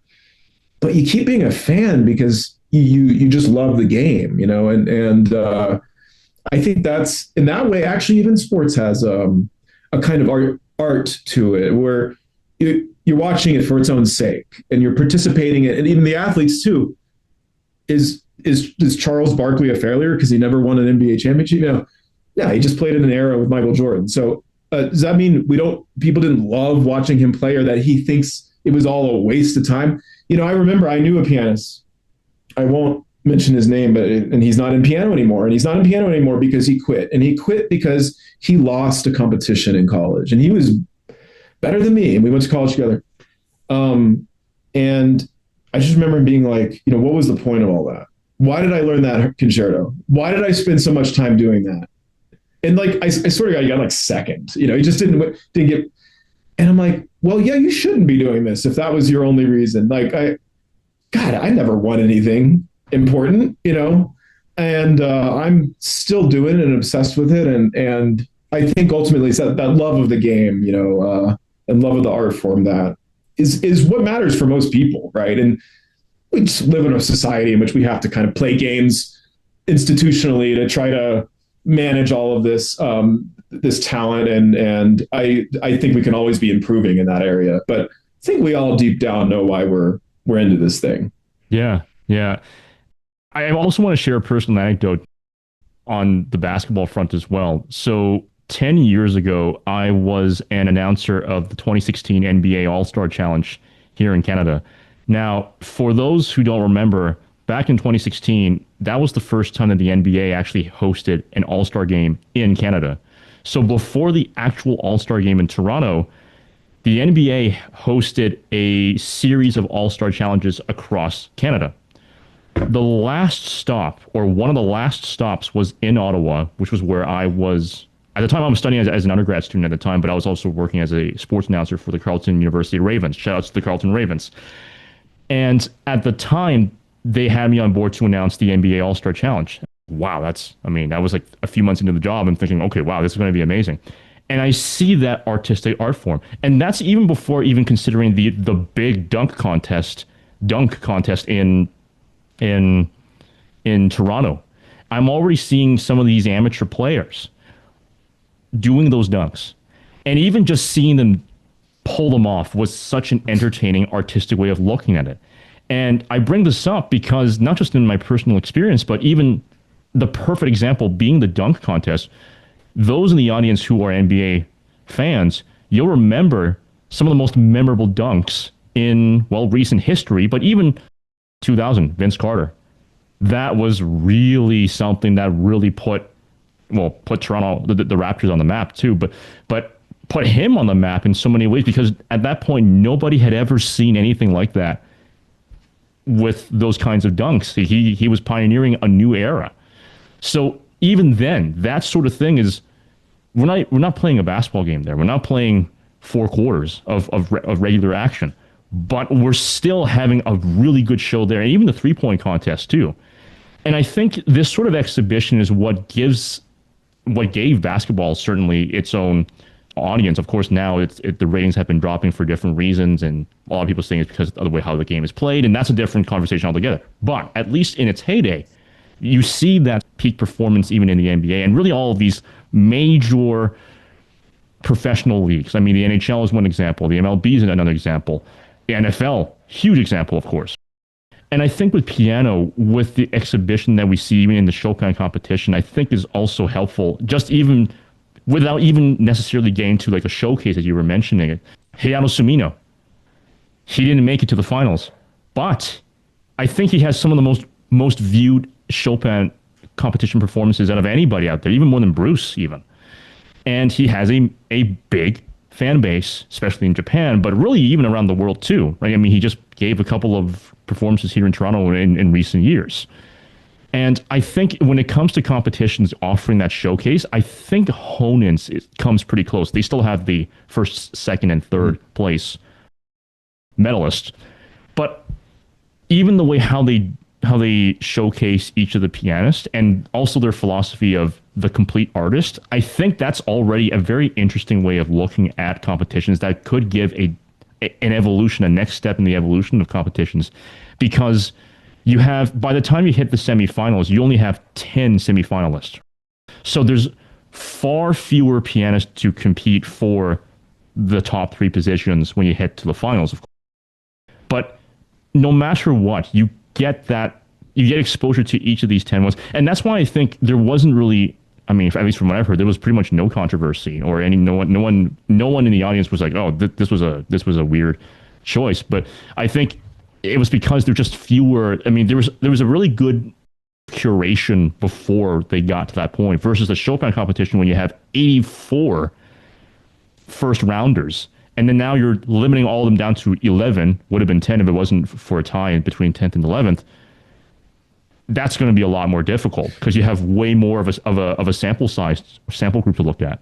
Yeah, and as I understand it, Honen's actually also has a jury scheme which is able to accommodate and still promote some of what we might call the outlier artists, some of those more unique and divisive ones, because at least as I understand it, there's mechanisms in which the jury is still able to promote, individual favorites who might not have actually made the cut through the average. So it can override and overrule that sense of the average setting the bar and just those past the average or whatever advancing, which I do think ends up selecting for certain pianists who just happen to be more agreeable to more people, which is not necessarily a virtue in art. One of the great virtues in art is it's being a polarizing artist. I mean, probably the chances are the pianist that most people love the most also has a big, segment of listeners who hate that artist, and so the fact is a lot of just, jury systems don't know how to embrace, accommodate that or recognize it, but Honen's does. And I do think that that's worked to their advantage.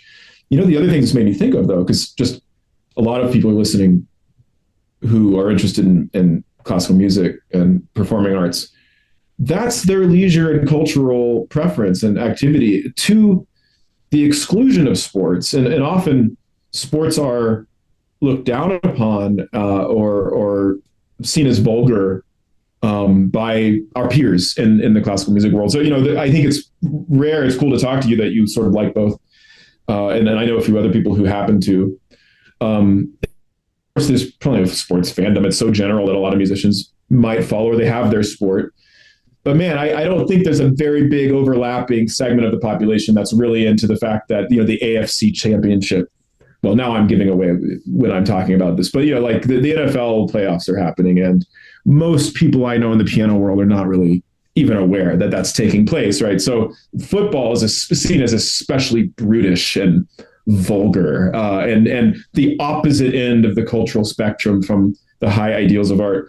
But I just happen to have those two sort of opposing interests. But it made me think, what is it about music that truly is different?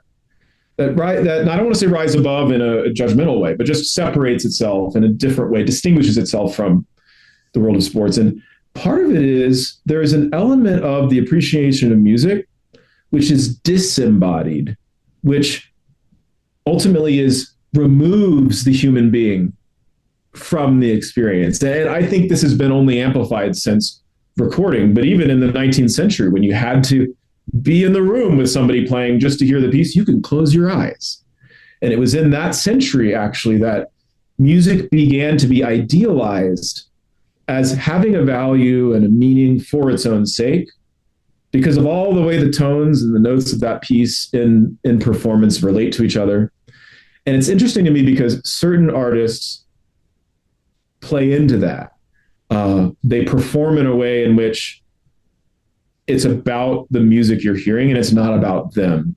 And some make their performances more about them. And this is a debate.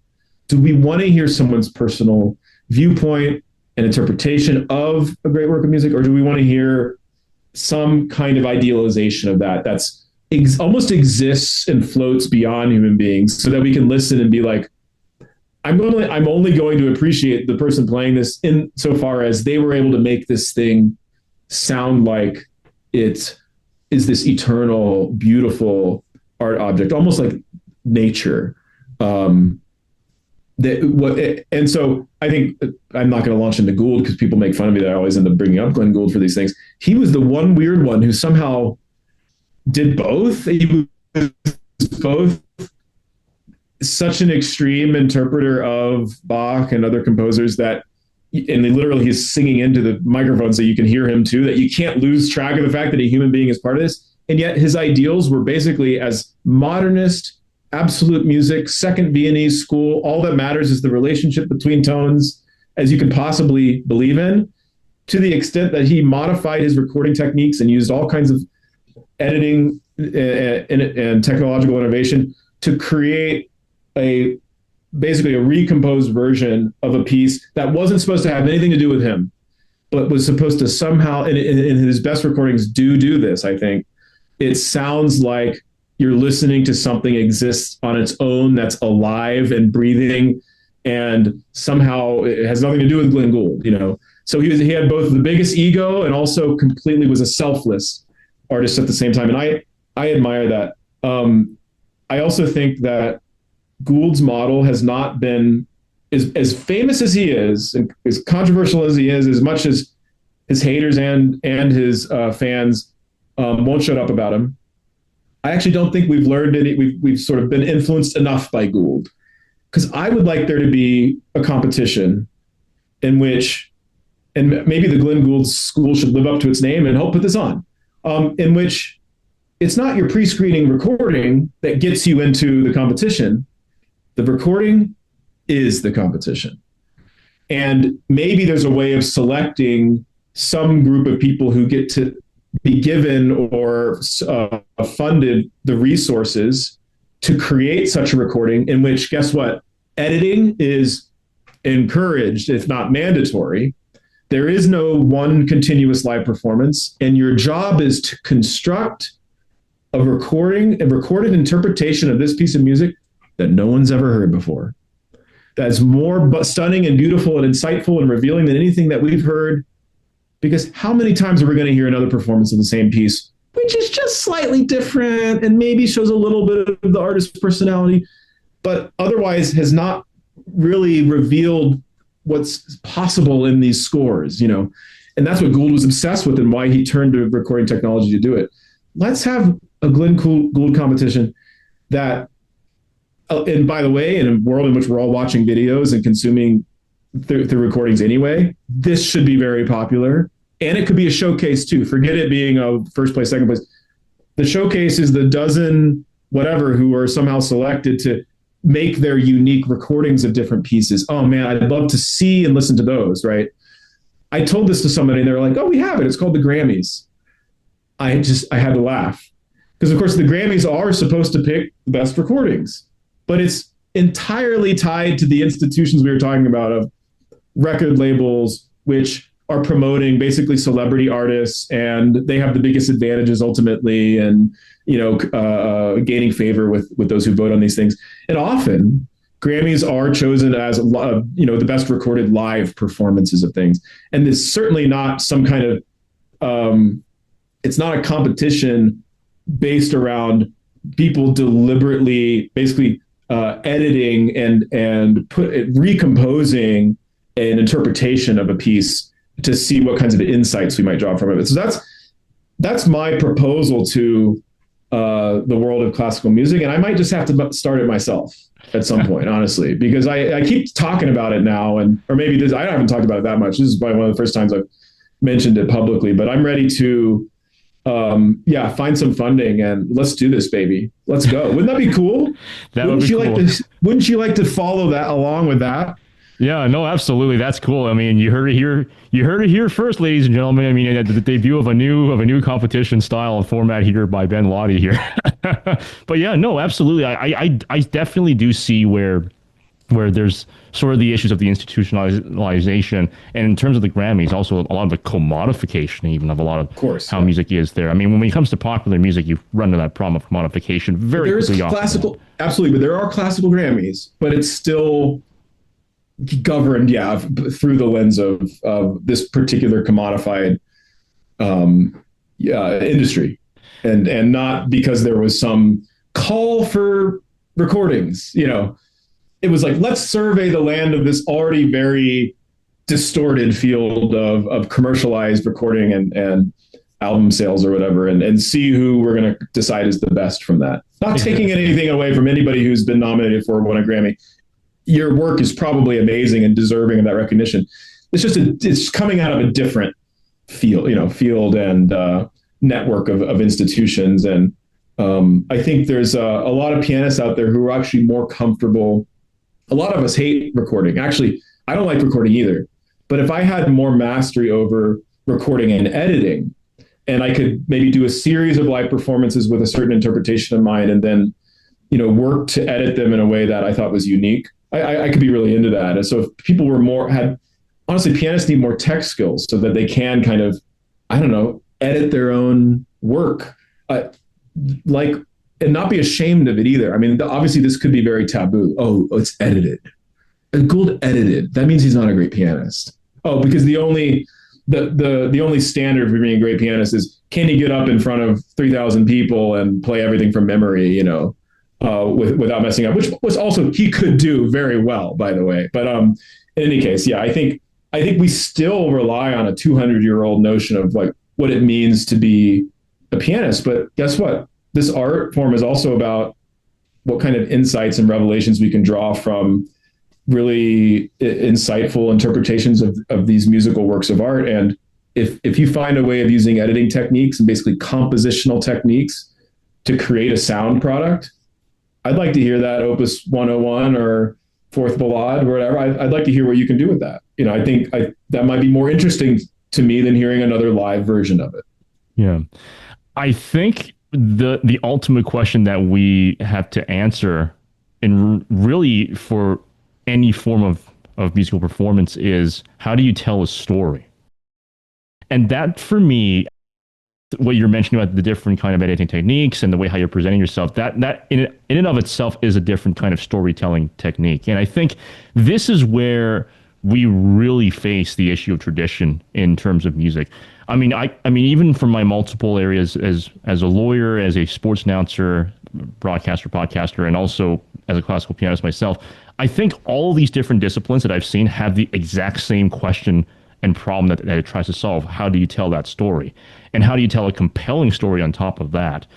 And I think one of the reasons why classical music is struggling and has been for decades at this point is there aren't many opportunities that have been created to tell compelling stories as much as or as common or frequently as sports. Sports, you have an entire industry devoted to telling those stories. That is multi-million, multi-billion even at times, depending on the broadcasting company that you have. And these stories, some of them could be quite similar, maybe even a rehash of previous ones, but the way how they're told, the way how they're presented even, the editing, the camera angles, the shots, the frames, the beats, there's a very compelling sense to even that, and that's why certain stories captivate so many different people across the world in a different way. Whereas music, I really want to say only recently, thanks to the pandemic and thanks to these online technologies, has had that opportunity to tell these stories in a compelling way. But for a very long time, that was just not the case. So I always say that the Chopin competition, the Clyburn competition, and Honens and all these modern, the modern iterations of these competitions have done a really excellent job at pulling off these storytelling, because that, I mean, the Chopin competition alone, as you've mentioned also when you were hosting Chopin Talk, and even at the end, it broke so many different records in terms of viewership. I mean, I remember in 2021, the average view count for each round was probably around in the hundreds of thousands, which is amazing already. Now it's in the millions on average for each one, which is even better. That's better than even some playoff games in the NBA even at times. I could be off on my numbers, but just to give that kind of ballpark, it's really, really good. So I think it's that compelling storytelling type of way that I think is how we get audiences into not necessarily only the concert hall seats, but even just getting those eyeballs and those earlobes and those eardrums onto that product. Yes, but I also think you're talking about, or we're talking about, two different kinds of storytelling. One is the narratives behind the performers or the composers or the particular circumstances behind the competition. And the competitions are mostly really only able to deliver that. I've recommended or suggested or had some talks with Chopin Competition about, are there ways we can bring in some kind of interface or visual element to the Chopin Talk that can help tell the story of the music itself a little better? I don't mean the composition of it, it was 1831 or whatever. I don't mean the biography. I mean the way this motive, this theme transforms and modulates into this key, and the emotional associations that can be drawn from that. These voices interweave in a way a performer can choose to accent one over another, and how that changes the story or sheds light on the story anyway. In other words, basically, how can music itself communicate more directly in telling the story of itself? And obviously, something like a Chopin ballade is literally some kind of musical narrative, right? But we read in narratives, or we kind of project a narrativity onto most music in some way. It has some storytelling form, even a tone picture kind of piece or tableau. It's unfolding in time. So guess what? Sorry, there's some story there too. It's not just a static picture. You're forcing us to feel one event after another in some way and understand them that way. This, for me, is one of the hardest things to do, even for musicians. Even when I'm listening, it's hard for me to listen to music unfolding and following its inner drama without being distracted by the visual world around me, the way we can pretty much focus on a good movie from beginning to end, because it is obviously exploiting the visual stimuli that our whole society and culture is inundated with. We live in a very visual-oriented society, spectacle society. I don't think the Chopin competition would have been listened to as much if it were audio only, and it used to be, by the way. We want to see it, And it helped that I was there and people could see me and I could tell the story and interview people and we can talk about the music, talk about its style, which starts to get into the pure musical narratives that are happening in the pieces. But, when I was mentioning this sort of dream, like, I don't know, Gouldian recording showcase or competition or whatever, I kind of meant it, as you were kind of thinking of it and as you heard me saying it, almost like you're rewriting a novel. You're writing a novel through these notes, and you're retelling the story, or you're casting a play, but you get to cast the characters and you get to design the set. But it's still the Shakespeare's words or whatever. And I feel like that's one of the coolest things about being an artist is not just, especially this day and age, when there's 100 years of recorded legacy and long traditions of playing things in really similar ways. What's for me most exciting is to hear an interpretation where I'm like, I learned something from this.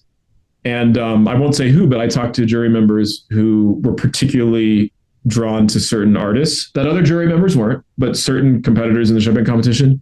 And I loved one of the phrase they used. They said, they taught me something about this music. The jury, who's supposed to be masters of it, are learning about these pieces from some of these performers. You have to play in a special way to do that. You can't just deliver, I don't want to say generic, but basically conventional emotional reading of a piece. You have to have an insight into the relationships that these composers work so hard to develop. And by the way, are so complex that I think there's an infinite set of possible ways of playing this. So yeah, you mentioned, okay, classical music's struggling. He also mentioned the NBA ratings are struggling. Maybe that has to do with the fact that you have to have 6 different streaming platforms to watch it. I don't know.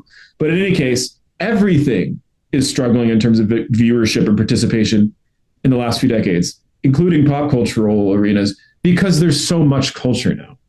We don't live in a monoculture. We don't have 3 channels anymore. We're not all listening to the same radio or buying the same 3 bestsellers every year. And so I actually don't think declining numbers tell that story, the story of the development and evolution of the art of classical music very well either. It's not necessarily a bad thing. We have to look at proportionally in terms of its impact, the diversity of the people getting involved, and also proportionally to how other ratings are declining in other fields. Is its health really that bad? I know some people are obsessed with, we got to find the figures about the declining audiences at symphony orchestras.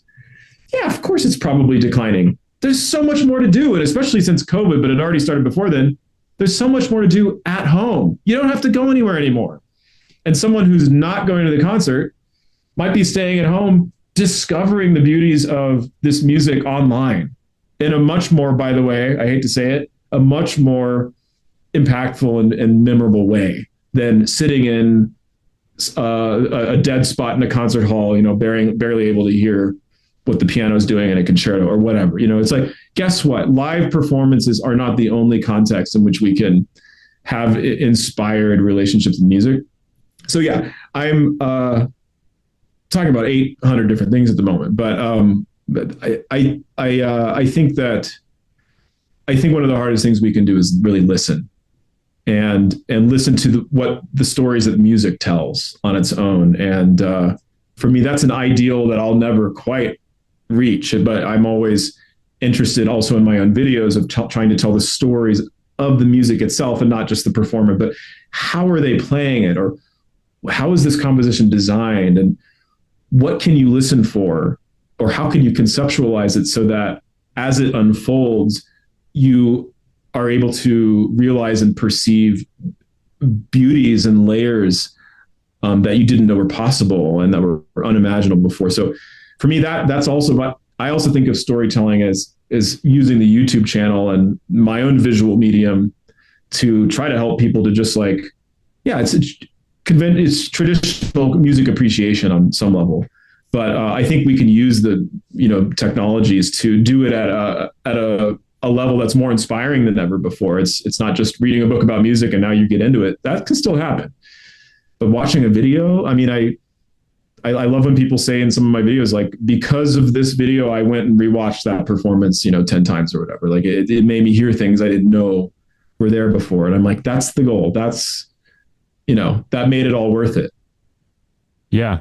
You said it absolutely beautifully. And there's so many good points that you brought up in that part. First of all, with the storytelling that you were aiming to do at Chopin Talk, there are a lot of visual, oral, and aural potential parts that you could really educate with that. And I honestly, as you mentioned, I'm thinking back to the Chopin talks that you did back in October 2025, and I'm thinking, yeah, I'm seeing, I noticed that even the difference between that and 2021 Chopin talks as well. And I'm noticing that, yeah, that's a lot of commentary. Frankly, that's actually quite similar to how a lot of commentators in sports does for explaining even the more technicalities, even in their specific discipline. Like if you had like a coach or kind of thing, it's the same thing. So when I saw them, like, they have graphics and diagrams and are drawing on the thing and showing you how the defense is set up. That's what sorry to cut you off, but can you imagine that? Like, okay, not everyone can read a score, but they sort of know that it's an XY diagram and the X-axis is time and the Y-axis is pitch. And, just grasping that, if you circle something and say, this note sounds like that, immediately even illiterate people can follow along with that. In the same way, it's a visual representation of what you're hearing. And it doesn't even necessarily need to show the score, but I think there's ways that Chopin Talk in 2030 can try to incorporate more dynamic visual diagrams during the Chopin Talk, commenting on a performance. If, like, say I'm taking notes as I'm listening, and I'm like, wow, I wish I was doing anyway. I was like, I really liked how they did that, or that really helped bring this out, or wow, that was a really new way of thinking about this section. Now let's come back and I'm going to show you what you just heard. Or I know how this person plays and they're about to perform. Let me show you something to listen for, because I think that this, I've heard them play before. Really watch out for how they phrase this. It sounds crazy, but you give people one thing to listen to. And now they're like, I got to wait for this section. I got to see if they bring out the left hand like this. Oh my gosh, they are doing it. Or maybe they're not. It's different this time. That's actually more like sports in a positive way, where it's like, hey, this game's about to happen. Okay, this quarterback has a great arm, and they're really mobile, but sometimes they fumble, and or the defense sets up in zone, so watch out for that because there could be an interception. It's just like you give you one thing to watch for, and you're like, suddenly you're watching the game in a new way. If you've ever tried to teach sports to somebody who's watching a game for the first time, like maybe at some point you could show me how to watch hockey so that I care more. I'm waiting for somebody to do it because I appreciate it, but I'm not like I do with basketball and football. I mean, I'm such an American in that way, But a lot of times you just need somebody who's like, watch this guy, watch what he's doing. And I want music to be more like, listen to what they're doing. Listen to what they do here. Or this moment in the composition is pivotal. Let's find out how they think about it. And here's how it works in the composition. How will they articulate it? How will they bring it out or not? Will they shine a light somewhere else? So for me, that's helping get inside the story of the music itself. And then performers become directors and, costume designers and whatever else who make artistic decisions about how we want to basically stage these narratives. And I just have simply, except for jokes where you sometimes see a parody video of a sports announcer talking about a symphony concert. I've only seen the parody version. I've never seen the real thing properly done. And I think the sky's the limit there. I mean, there's just infinite potential for that. It's literally no one's done it. I just haven't seen it. You know what I'm talking? Could you just imagine this? It shouldn't be that hard. It shouldn't be that hard. I can tell you, as an actual sports announcer myself, what you described is exactly the storytelling techniques that I do when I'm calling sports. And I see when you were talking about that, I was thinking that during the competition, during the Chopin competition, I'm thinking so many, exactly how you said it was the way how I was thinking it too, and how you can tell those kinds of stories exactly the same way. So in one of my experiences when I was announcing on TSN, which for our American viewers is the Canadian sister counterpart of ESPN, I was announcing the 2020 Capital Hoops Classic between Carleton University and the University of Ottawa in basketball. So one of the things that I learned from experience there is that there are some really impressive stats there. Like, for example, one of their players, Calvin Epistola, who played for the University of Ottawa GGs at the time, I think he was in his last year of eligibility, so fifth year. He was about to hit 1,000 points career-wise across 5 years in university, which is rarely heard of in Canadian basketball, maybe even American basketball. I could be wrong on this. But that's the thing. I took that stat and I repeated that stat over and over. Okay, Calvin's back on the broadcast. He's going to hit his 1,000 points right here.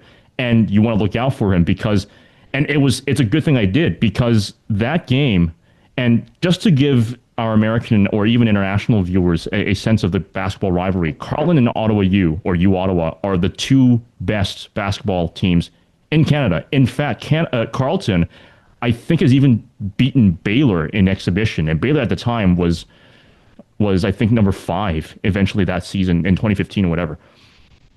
So every time these two schools face off, it's a big one. You've got tens of thousands of people watching online or listening to the radio or even in person. So Calvin Epistola, last quarter, he scores the last point that was needed to get them the win. The final score came down to 66-65. 1 point. And it came down to the last play. So, but in terms of telling that story, I found that from a sports perspective, that's how essentially you emphasize how important each moment is and how important each play is, each pass, each substitution, each foul, even coming down to the last play, each free throw at the charity stripe. It's a huge thing here. And I think in piano, like you said, exactly as you said, as you were mentioning it, that describes it perfectly because it's the music, it's about the gap in between the notes and how a pianist approaches that specific line, that specific melodic phrase, or that harmonic phrase, or even the counter melodies. I mean, one of the big things for me was when Bruce played, he had such a prominent inner voice in terms of the melody, especially I think a good example is nearing the end of his Scherzo number 4 performance in the first round. And that was really what stuck out to me. But I think at the time, there wasn't really an opportunity to really emphasize a lot into that part of the performance. But I think if there was, I think there would have been one way to say, well, it's actually a different way on how they've handled it. So, and I think it would be pretty interesting to have that kind of perspective. For me, it's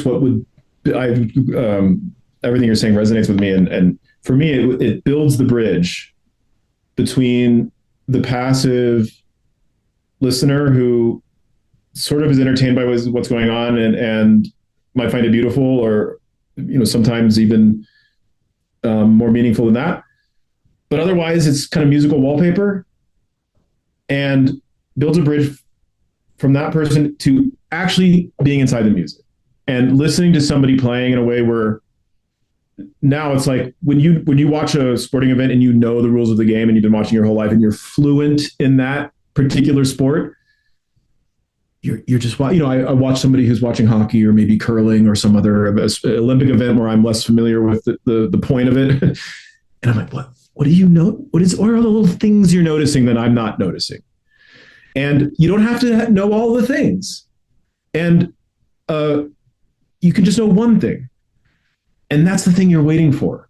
And then you listen again and you already know that one thing and now you've learned a second thing. And then you build, but I think people don't realize that getting people interested in appreciating something as rarefied as classical music is actually not that hard. It doesn't require years of education and music literacy and all of this.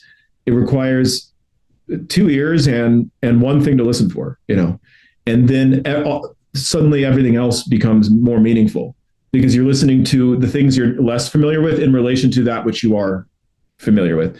And it's not just waiting to 2030 or the next chance maybe I have to implement or try these ideas out at a competition or maybe even better, a concert that happens before then.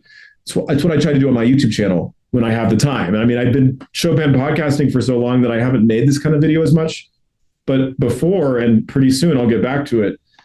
One of the reasons people like that Yunchun Lim stuff that I did, it was I basically paused the video, highlighted a note, said, listen for this, now rewind. We're going to play it again. Just do it. Just sports analysis. And now suddenly you're reading the defense the way a coach would or whatever. You're reading the score, listening for the score the way a music teacher or even the composer might. And I think how cool would it have been in Chopin Talk if it was like, and I bet they would support this. It's just hard. You got to have resources and you got to have the idea and you got to plan in advance and just be ready for this. And there's no infrastructure for it yet. I don't think it'd be hard to build it. And it would be wildly popular if you get it right. But imagine it's like, oh, David Kukuli is about to come up and play the preludes. He tends to play long lines and then find a certain moment where suddenly he changes color. Listen for that. And if you say that before he goes out and plays the preludes, he's like taking your breath away because you're following this rather than, oh, I've heard this piece. I kind of, this one's pretty, you know, or I like his style, but I don't know why, you know. And so for me, that's like, I love thinking maybe it'll never happen. And it's just something where it's like, could we have an ESPN for sports? But throw out all the negatives, the positive side of that, the positive attention and media and analysis and commentary that could be going on around sports. That's around music. Yes, it's very nerdy, but it's also endearing and interesting and brings people in who are like, suddenly they go home and they tell their wife or they tell their friends, you won't believe it, I've been watching a classical music concert. And they're like, what even is that? No, it's so totally weird, but that, you know, these people like play the piano, but they show you, then they kind of show you what to listen for, and I don't know, I'm hooked on it. You could imagine that hypothetical conversation happening thousands and thousands of times more if these kinds of techniques were implemented. And let's do it. Start doing it. I mean, like, we've got the software now. Individuals can do this. You know, we don't have to wait for like the big industry, the big media companies to innovate this. We're all making media now. And I made a YouTube channel and people noticed and invited me to do stuff. Like, it's just, I think there's so much, we can be way more creative now in how we invite people into this world of culture that we love so much. Yeah, and what you described is color commentary. That's literally color commentary. You talk about those nuances that people who have expertise in that area, they notice these nuances there. That's literally color commentary. So lots of potential, I think, from a piano standpoint, from a musical standpoint, in terms of that part. And I think that's why, like I was saying earlier, there's so many, from my experiences in both areas, there's so many similarities between sports and music in that sense, because there are these stories, these nuances that people don't really talk about, or even necessarily, well, many of them notice that, but they don't know how to explain it. But when they have it, someone explain to them for the first time, they're thinking, wow, like a jury member, for example, they learn something from hearing these performances. So I think this one has a lot of potential to hit. I think the Clyburn sort of did that with how they handled it. Honen's, I think, sort of did that as well. But there's like you said, the sky's the limit in terms of that. And they tend to tell the stories of musicians, and that's extremely important. By the way, sports does it too. But it's the difference between the story about this backup quarterback and what they went through, and now look where they made it, and now they're starting in this game, or what that personal human interest story. And this is how the defenses align, and these are the strengths of the offensive players, and this is tactically what they're going to do. That's the difference between this sort of extra, let's say, called the extra musical, biographical human element, and the story of the music itself. So I was there covering it independently, but I was on the inside too, and I saw what the Clyburn was doing, and it was awesome. And this sort of they did have a kind of post-game interview thing, and it was hard for a lot of the pianists, but actually they ended up all of them really embraced it, and it was kind of therapy too, to be talking to basically Greg Anderson after each performance, and he was there, and they could sort of break down what they were feeling and experiencing. I don't remember there being the kind of analysis where we get the visual too. I think that's the next step for Clyburn to take, for Chopin to take. Or let's start an ESPN independent media company that builds these tools and then form collaborations with these places, which otherwise might not have the resources to do it, and they can outsource it, but they realize the value of it. So it's like, yeah, we want to bring whatever acronym instead of ESPN that we're going to come up with for basically covering music in this nerdy but popularizing way, like on the spot, for live events. By the way, it doesn't have to just be competitions. There's a New York Phil concert coming up, and it's got this soloist, and they're playing this concerto, and we've got this network here, and they're at the scene, and the Amos is breaking down the basically the motives of this Beethoven concerto and showing the cadenza. Ben's talking about the cadenza that they're going to play and what's the list for. Like, why not? We do it anyway when we talk privately. We haven't found the way of visually representing it yet. But I think it'd be, first of all, extremely fun. It would give a lot more musicians jobs. That's because they're the ones who know this stuff and need to be hired to do it. And some of them even have other technical skills, and they would be able to help with the technical side of producing that. And it would also reach much more audiences, And so it seems like a no-brainer. It's just kind of like, who's even going to kind of start to try to even imagine what that could look like. So anyway, we've now publicly put this out there. Can we claim it? I don't care. I think someone should do it. Someone should try it. We should all get together. Whoever starts trying it, invite us to help with it. I don't know, or maybe I'll find the time eventually to try to put something forward like this. But yeah, we'll see. Let's do it. I mean, you heard it here, folks. The ideas here on this episode here, and all this ultimately comes down to one question that every single musician has to answer for themselves. And I will ask that question to you. What is musicality to you? Well, it's funny you asked that, because I made a video one day to play Fraser Show Nocturne without musicality.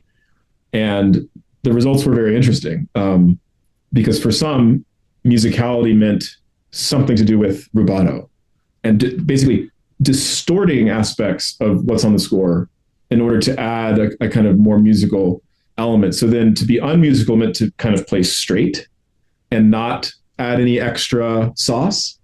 And the comments were very interesting, because a lot of them said the ones who did that played the most musically because they let the music speak for itself. They weren't trying to add on so there's this counterintuitive thing that happened. For others in that experiment, to play without musicality was actually to play like a pig, to play in a grotesque way that was against the spirit of the music and completely self-serving. So it was almost the opposite conception. So this is the beginning of my non-answer.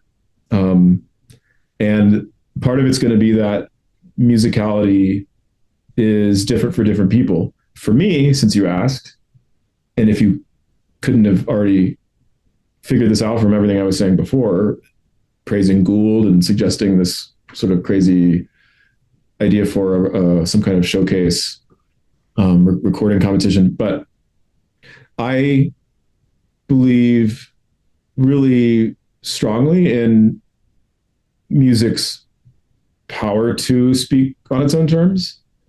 I think it's the hardest and the highest challenge for musicians to aspire to. I think it's easier to just express yourself. And I think actually it's an important thing, and I don't want to diminish it at all, that music provides a vehicle for a lot of people to express themselves in ways they couldn't express in their regular lives, and maybe they're shy, and often they come out of their shell through music. And so it is absolutely important in terms of being a vehicle for self-expression. But I don't think that's the limit. That doesn't exhaust the potential for music's expressive power. And I think the highest meaning second order, third order, okay, yes, we're expressing ourselves. Now what? Music has this capacity to exist as a kind of organic, living, breathing organism that we help give birth to, and that we can design and bring to life on stage or in recordings. And the most transcendent musical experiences I've had are ones in which I lose myself listening or playing that thing, And that sense of losing oneself is part of this idea of music operating on its own terms. Because if our self is always involved in it, then it's not existing independently. If you can lose yourself in it and become absorbed in it, that's the height of musicality for me, is to actually become one with the music. The highest form of this as a pianist is also requires the physical accomplishment of becoming one with the instrument. But when you listen to a great pianist who is helping draw you in and experience these sublime, unified, organic, musical, ecstatic musical experiences, they tend to be both one with the instrument and with the music. There's no distinction between what they're playing and what they're feeling and what ideal they're trying to reach aesthetically. So I'm interested in the kind of musicality that is this, are orders above mere self-expression, but actually transcend the self, if that's possible. And I don't know how best to put it. At some point, it reaches an indescribable, ineffable realm, and that's partly what will make music infinitely mysterious and special, and has made people compare it to religion and mystical experiences too. At some point, we can't talk about it anymore. It's been 2 hours. We just have to shut up and seek them out silently. But I almost never get to experience music this way because it's such a challenge. We have to find the time and the peace of mind in our lives to either listen that way, or if you're trying to create it with your hands, good luck. It's a kind of infinite quest to realize that and to get to the point where you make others or even yourself feel like they're not even there. They're just absorbed in this thing. And those kinds of transcendent experiences are really what we're all trying to live for in some expressive domain or another, whether it's in our interpersonal relationships and in spiritual communities or in art or other cultural forms of engagement. But yeah, for me, that's the highest. It's absolutely a spiritual experience that's possible, but very rare that one can have with music. And for me, that's musicality is such a puny term compared to what I'm talking about. But I think that's still my answer. For me, that's the height of musicality. Yeah. Yeah, it's musicality. And that's why I always ask it to every musician, because everybody has a different relationship with music and with musicality. So it's informed by their experiences. So there's going to be a different perspective on that. And I think ultimately, exactly what you were saying, it comes down to being one with the music and how you're able to relate to that in that sense. From your experiences covering Chopin and covering Clyburn and really these competitions, I guess I'll start with Chopin first. You've probably asked this question to a couple of the competitors as well, but I think it's time that I probably ask you that question. Who is Chopin to you? Yeah, I guess I did ask them that. I asked some of them what they would say to Chopin if they walked in the room. I'm teaching I just finished teaching a Chopin seminar this spring at the University of Utah. And it forced me to kind of take all the work I'd done on Chopin and the Chopin podcast and covering the Chopin competitions and kind of distill it into an experience for students to kind of basically answer that question that you just asked me for themselves. So I've been, I guess, lucky and privileged to have that experience because it's helped me begin to answer it as well. So who is Chopin to me? Something very funny happens when you start reading a composer's biography. And I was lucky to not only have the students read much of Alan Walker's recent biography of Chopin, but I also invited Alan and came and spoke to the class. What's fascinating I can't imagine what it's like to be him and know as much as he does about Liszt and Chopin. But when you just start to get to know about a composer's life, the music changes. On the one hand, they stop being immortal. They start being more human. You bring them down to earth in a way. But in another way, they become more special, more exceptional for what they were able to achieve living through the kind of hell that they were living through. So Chopin became much more of a real person to me recently. because I had to read these chapters and think about them and have discussions with students about them and consider what was going into Chopin's compositions. And you could focus on a number of different areas to define this, but I think this will all be helpful in answering your question, because one could focus on Chopin's poor health, for example, his tuberculosis and its worsening, and how basically consumption ended up killing him, but it also killed friends and family throughout his life, including his sister when he was young, and other important friends and mentors. So there is just living with the pain of having the illness, but also the morbid self-awareness and awareness of your own mortality, and of just witnessing what kind of pain and misery this caused others.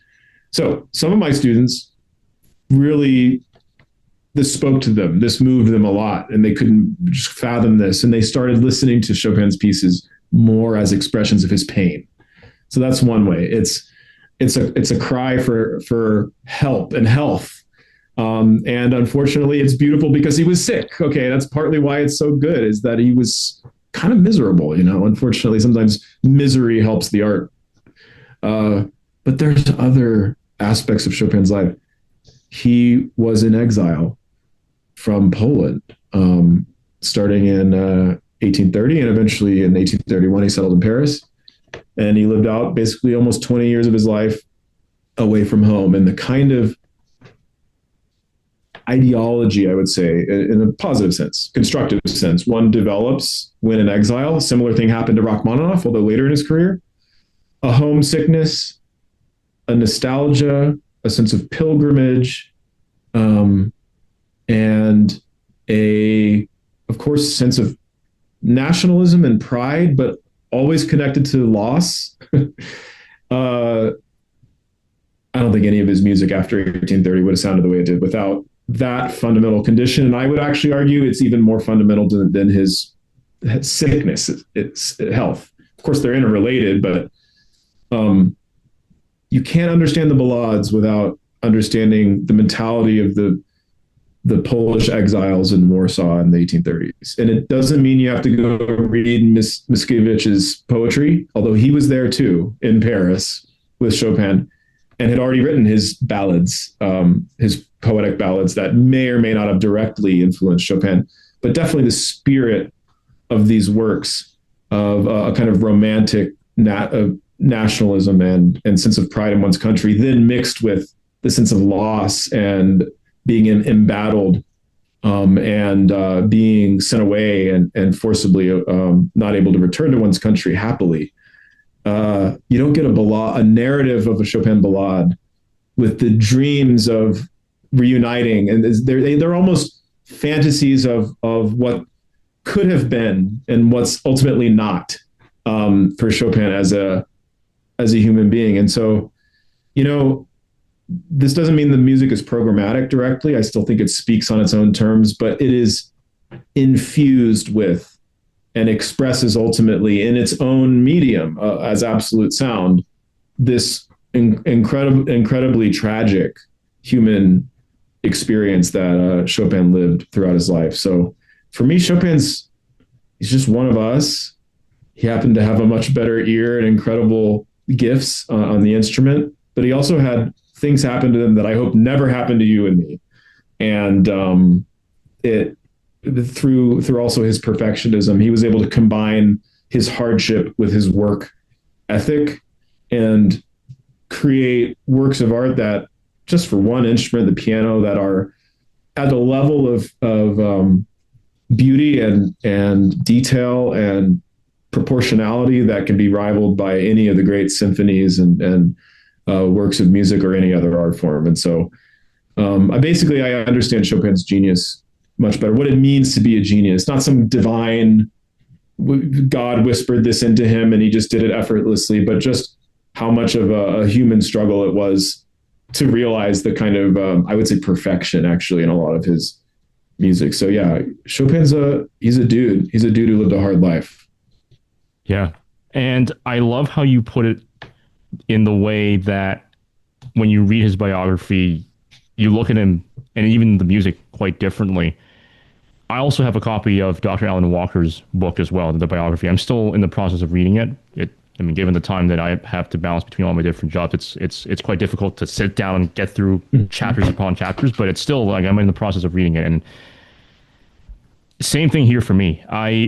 When I compare myself to when I first played Chopin as a kid, up until my high school years, and when I was competing at the Canadian Music Competition, and when I was gearing up for the Canadian Chopin Competition that I almost competed in, my perspective then was very different compared to when I started having actual adult experience, like an actual grown-up guy experience as a man, just in general, just being a human.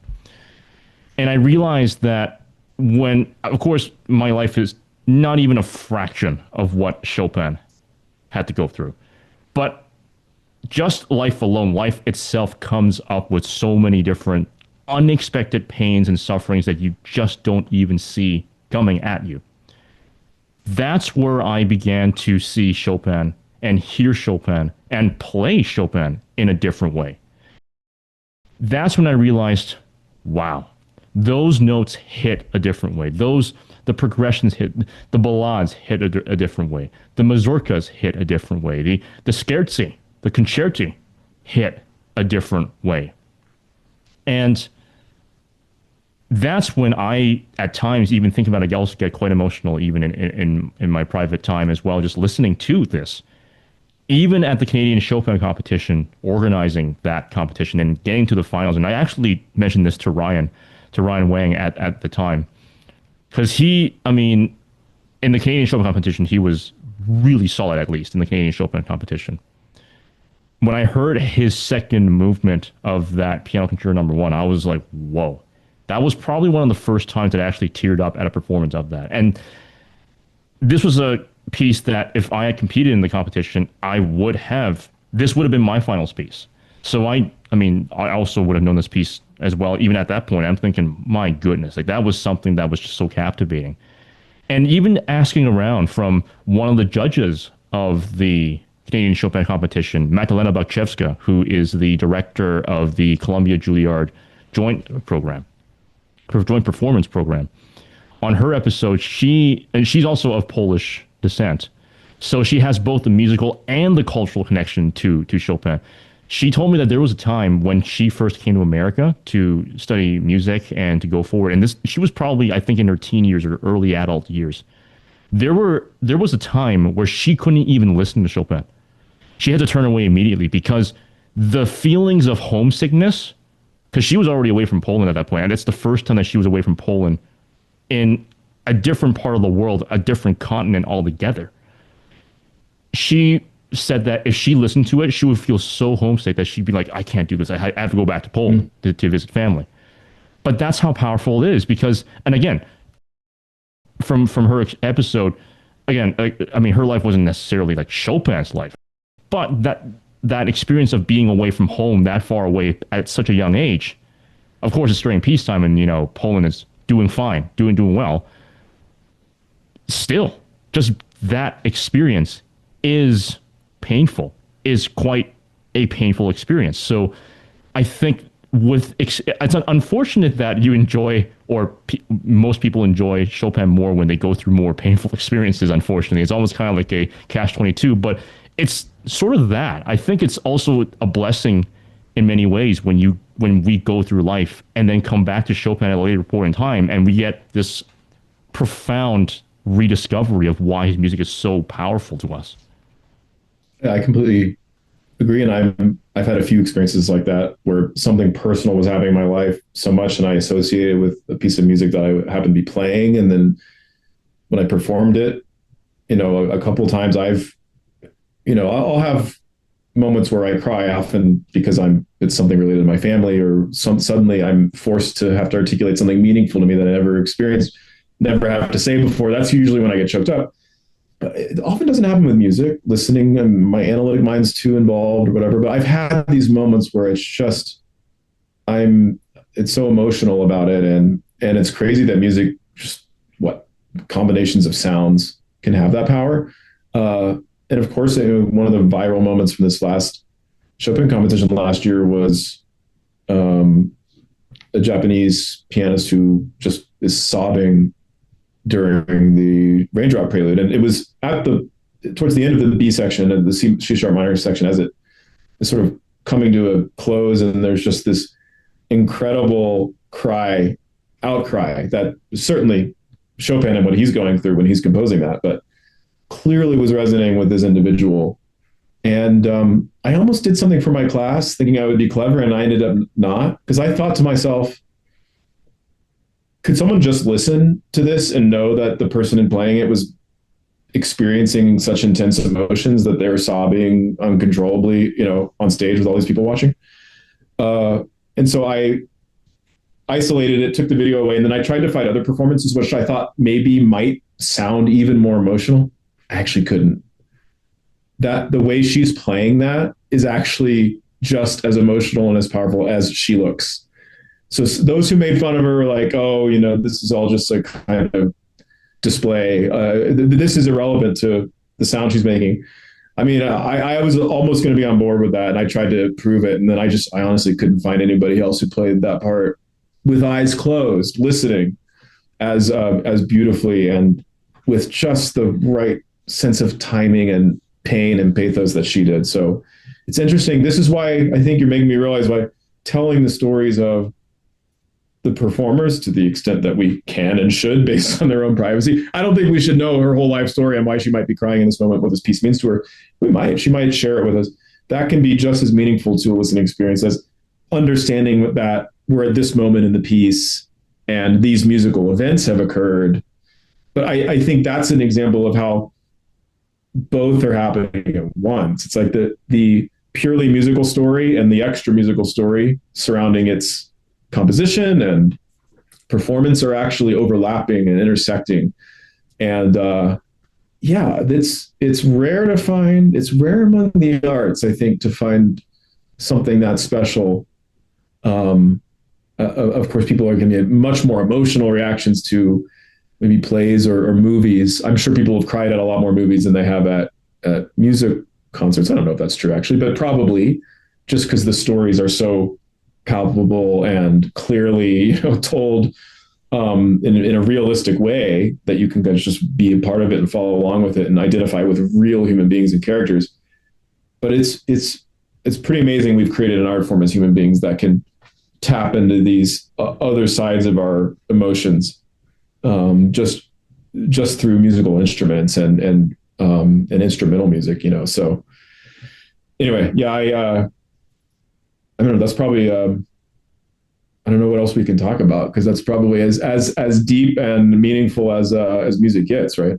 Yeah, and even with and that's the thing about classical music that many people in Canada and the US don't understand, or at least not as many yet. It's that I often find, and this might be a bit of a hot take, I find that classical music tends to have a lot more of a broader, diverse range of emotions on its spectrum compared to popular music styles.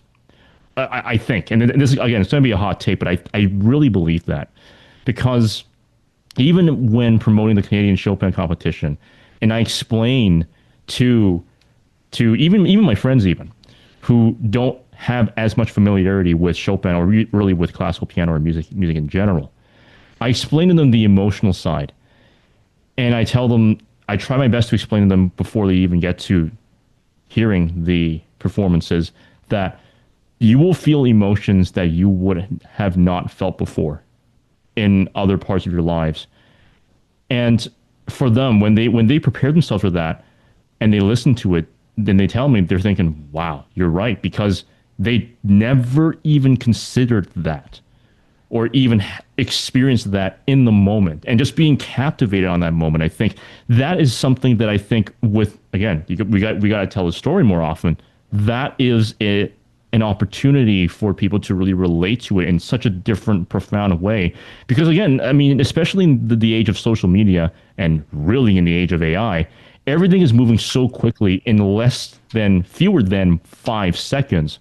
You don't even have a chance to even sit down yet, let alone sit down and listen to it, let alone sit down and listen to it, reflect on it in the process. So I think improving that time, that access to it, to music in so many ways gives that ability, that opportunity to have a profound experience. You may not necessarily cry or get emotional with it, but you're going to feel something and get something out of it. You may even feel an excitement, a contentment, a satisfaction that is on such a profound level that you did not necessarily have even experienced in a different setting. And I think, again, that there are so many opportunities for this, but it's really about how we can bring that forward in whatever medium of storytelling that we have. Yeah, I mean, it might take a social revolution to achieve it at any widespread or general level, but at least for now, we can encourage individuals to actively choose an alternative to swiping and scrolling, right? And on their phones. I mean, which we all do. I don't know anyone who doesn't. Probably because if they're not, I don't. I'm not. Good for you. But nonetheless, I imagine even you could find ways of basically cultivating longer spans of attentive, present, immediate forms of listening with music or otherwise. That, I mean, I don't know. There's so much encroaching on our lives from the mainstream culture, just mass media technology. And mentioning Nicolas Namoradze again, of course, he's also interested in mindfulness and music. And I think sometimes that, because I have a short attention span, and you often don't like going to classical concerts because I'm not trained in having the patience. I must have some form of attention deficit disorder or whatever. Like I'm just always thinking about next thing I want to do or problem I want to solve. And so to kind of clear that and release from that is so healthy and so meaningful and restorative. And there's apps for it, but the fact that I think it's almost essential to realizing the heights of musical listening.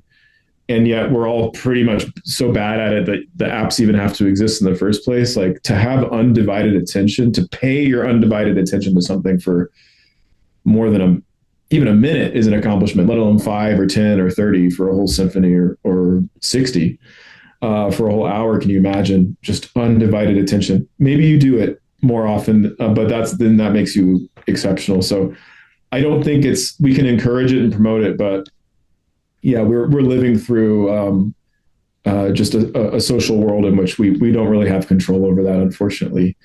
And so, yeah, maybe we need to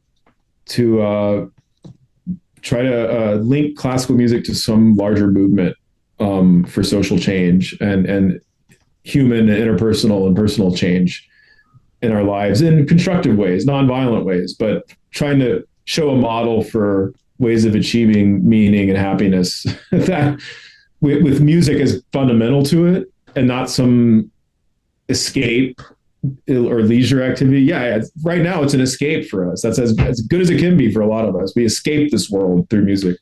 But what if it had a more positive role fundamentally as part of the culture rather than an escape from it, right? It's like, it's too bad the thing we do, you can only reach its meaningful potential if you by avoiding the world we're living in. That's unfortunate. So yeah, who knows what's possible? Or I'm not such a optimist about large scale social change, but I am an optimist about I'm inspired by the good things and the beauties that humans have created, and I'm glad to be part of one, and I hope I can promote it more. Yeah. And I think with the way how I handle just how things are moving so quickly is that it's okay to miss out on things. There's often the culture of the fear of missing out. But as one of my previous guests on the podcast, not a musician, but she's also a lawyer like myself, she mentioned, what about the joy of missing out? It's impossible to experience every single thing in life. It's impossible. I like that.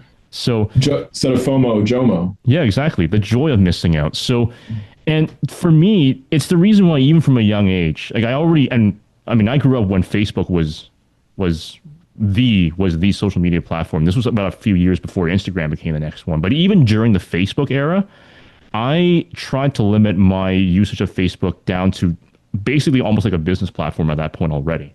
So sure, yeah, I would log in, I would see what people are doing, but I'm not chronically online. And it takes, from what I found, and especially it's difficult now, especially since I have a podcast to run, I have no choice but to be on Instagram to make sure that I'm keeping things at least relatively relevant.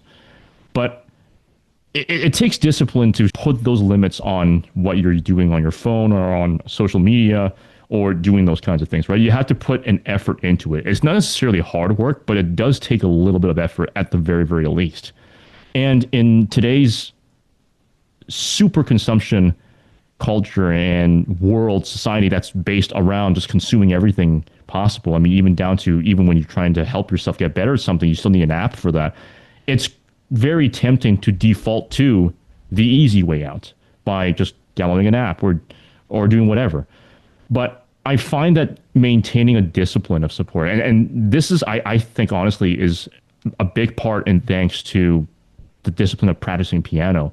I think that kind of mindset is important for developing good habits and to improving yourself in really any way, but especially in a mental and an intellectual way, and to constantly be able to question. Actually, the way how you describe it, when it comes to constantly analyzing things, I do that all the time as well. And I think when it gets too intense, it could be unhealthy. But when you know how to harness that ability, it can be very powerful because it allows you to have different perspectives or to pursue or ask questions.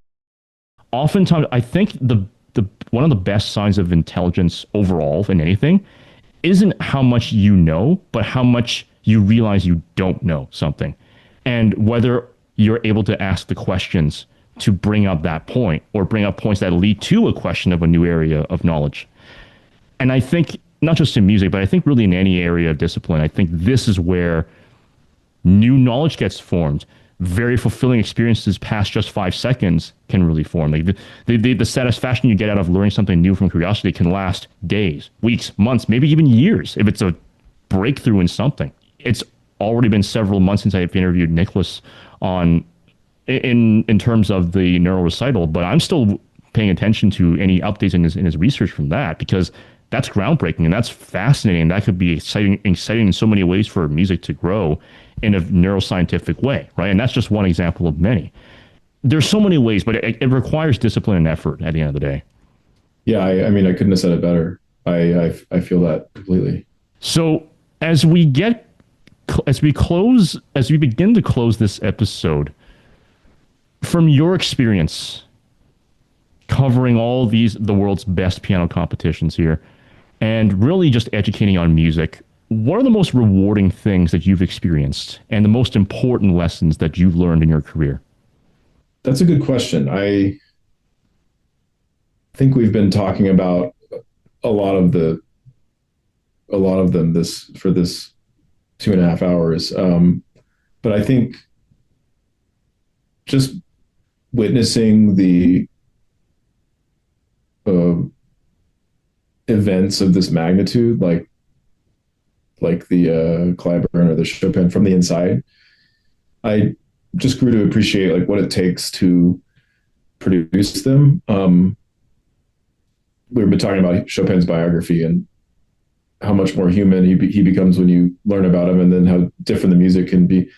Well, when you're not just like watching the Clyburn or whatever on the live stream or the Chopin and treating it as this external spectacle thing, but you're actually there and seeing like the work that goes into it, it just gives you a newfound appreciation for just how much work and effort goes into everything that you like, you know, or don't like, or argue about or whatever, but still I just have a respect for the people and the organizations that do these things, even if I criticize them and think that there's systemic flaws. You know, I mean, nobody knows about those more than they do. and they're the ones constantly having meetings about how to change and improve and develop their institutions in new directions. So yeah, I think just in terms of what I've learned from being a part of these things, it's that we do live in a world not of ready-made events, but of productions, and people are constantly producing things. There's always somebody whose name you'll never know who's working way too hard to make the thing you like possible. So yeah, I just like the human level of the classical music industry. I think is important to remember. As much as I want it to change in so many ways, I also respect and value the people who put so much effort into it. Last question. What's your advice to those who want to pursue a classical music career, especially in piano? And what would you like to say to your fans? Well, I'll start with the second one. First of all, if you've listened this far, then you must be a fan of mine or of Amos. So thank you for listening. But what do I have to say? Besides thank you, I would just be interested to know what it is you like about my work. I guess I would want to ask you questions. Maybe I could interview some of you, or let me know in a comment. But yeah, I don't have anything more to say than what I say in my videos. I feel like I already say so much to you. So I'm more curious, and I'm always fascinated when I meet people who like the stuff that I do and enjoy it, and for what reasons. And people have very different reasons, and they like different kinds of videos. And it's always interesting to see. Some people say, this is my favorite video you've ever made. And then it has fewer views than other videos I've made. And people will say the same thing about others. But clearly, I must be tapping into different people's interests. So yeah, thank you.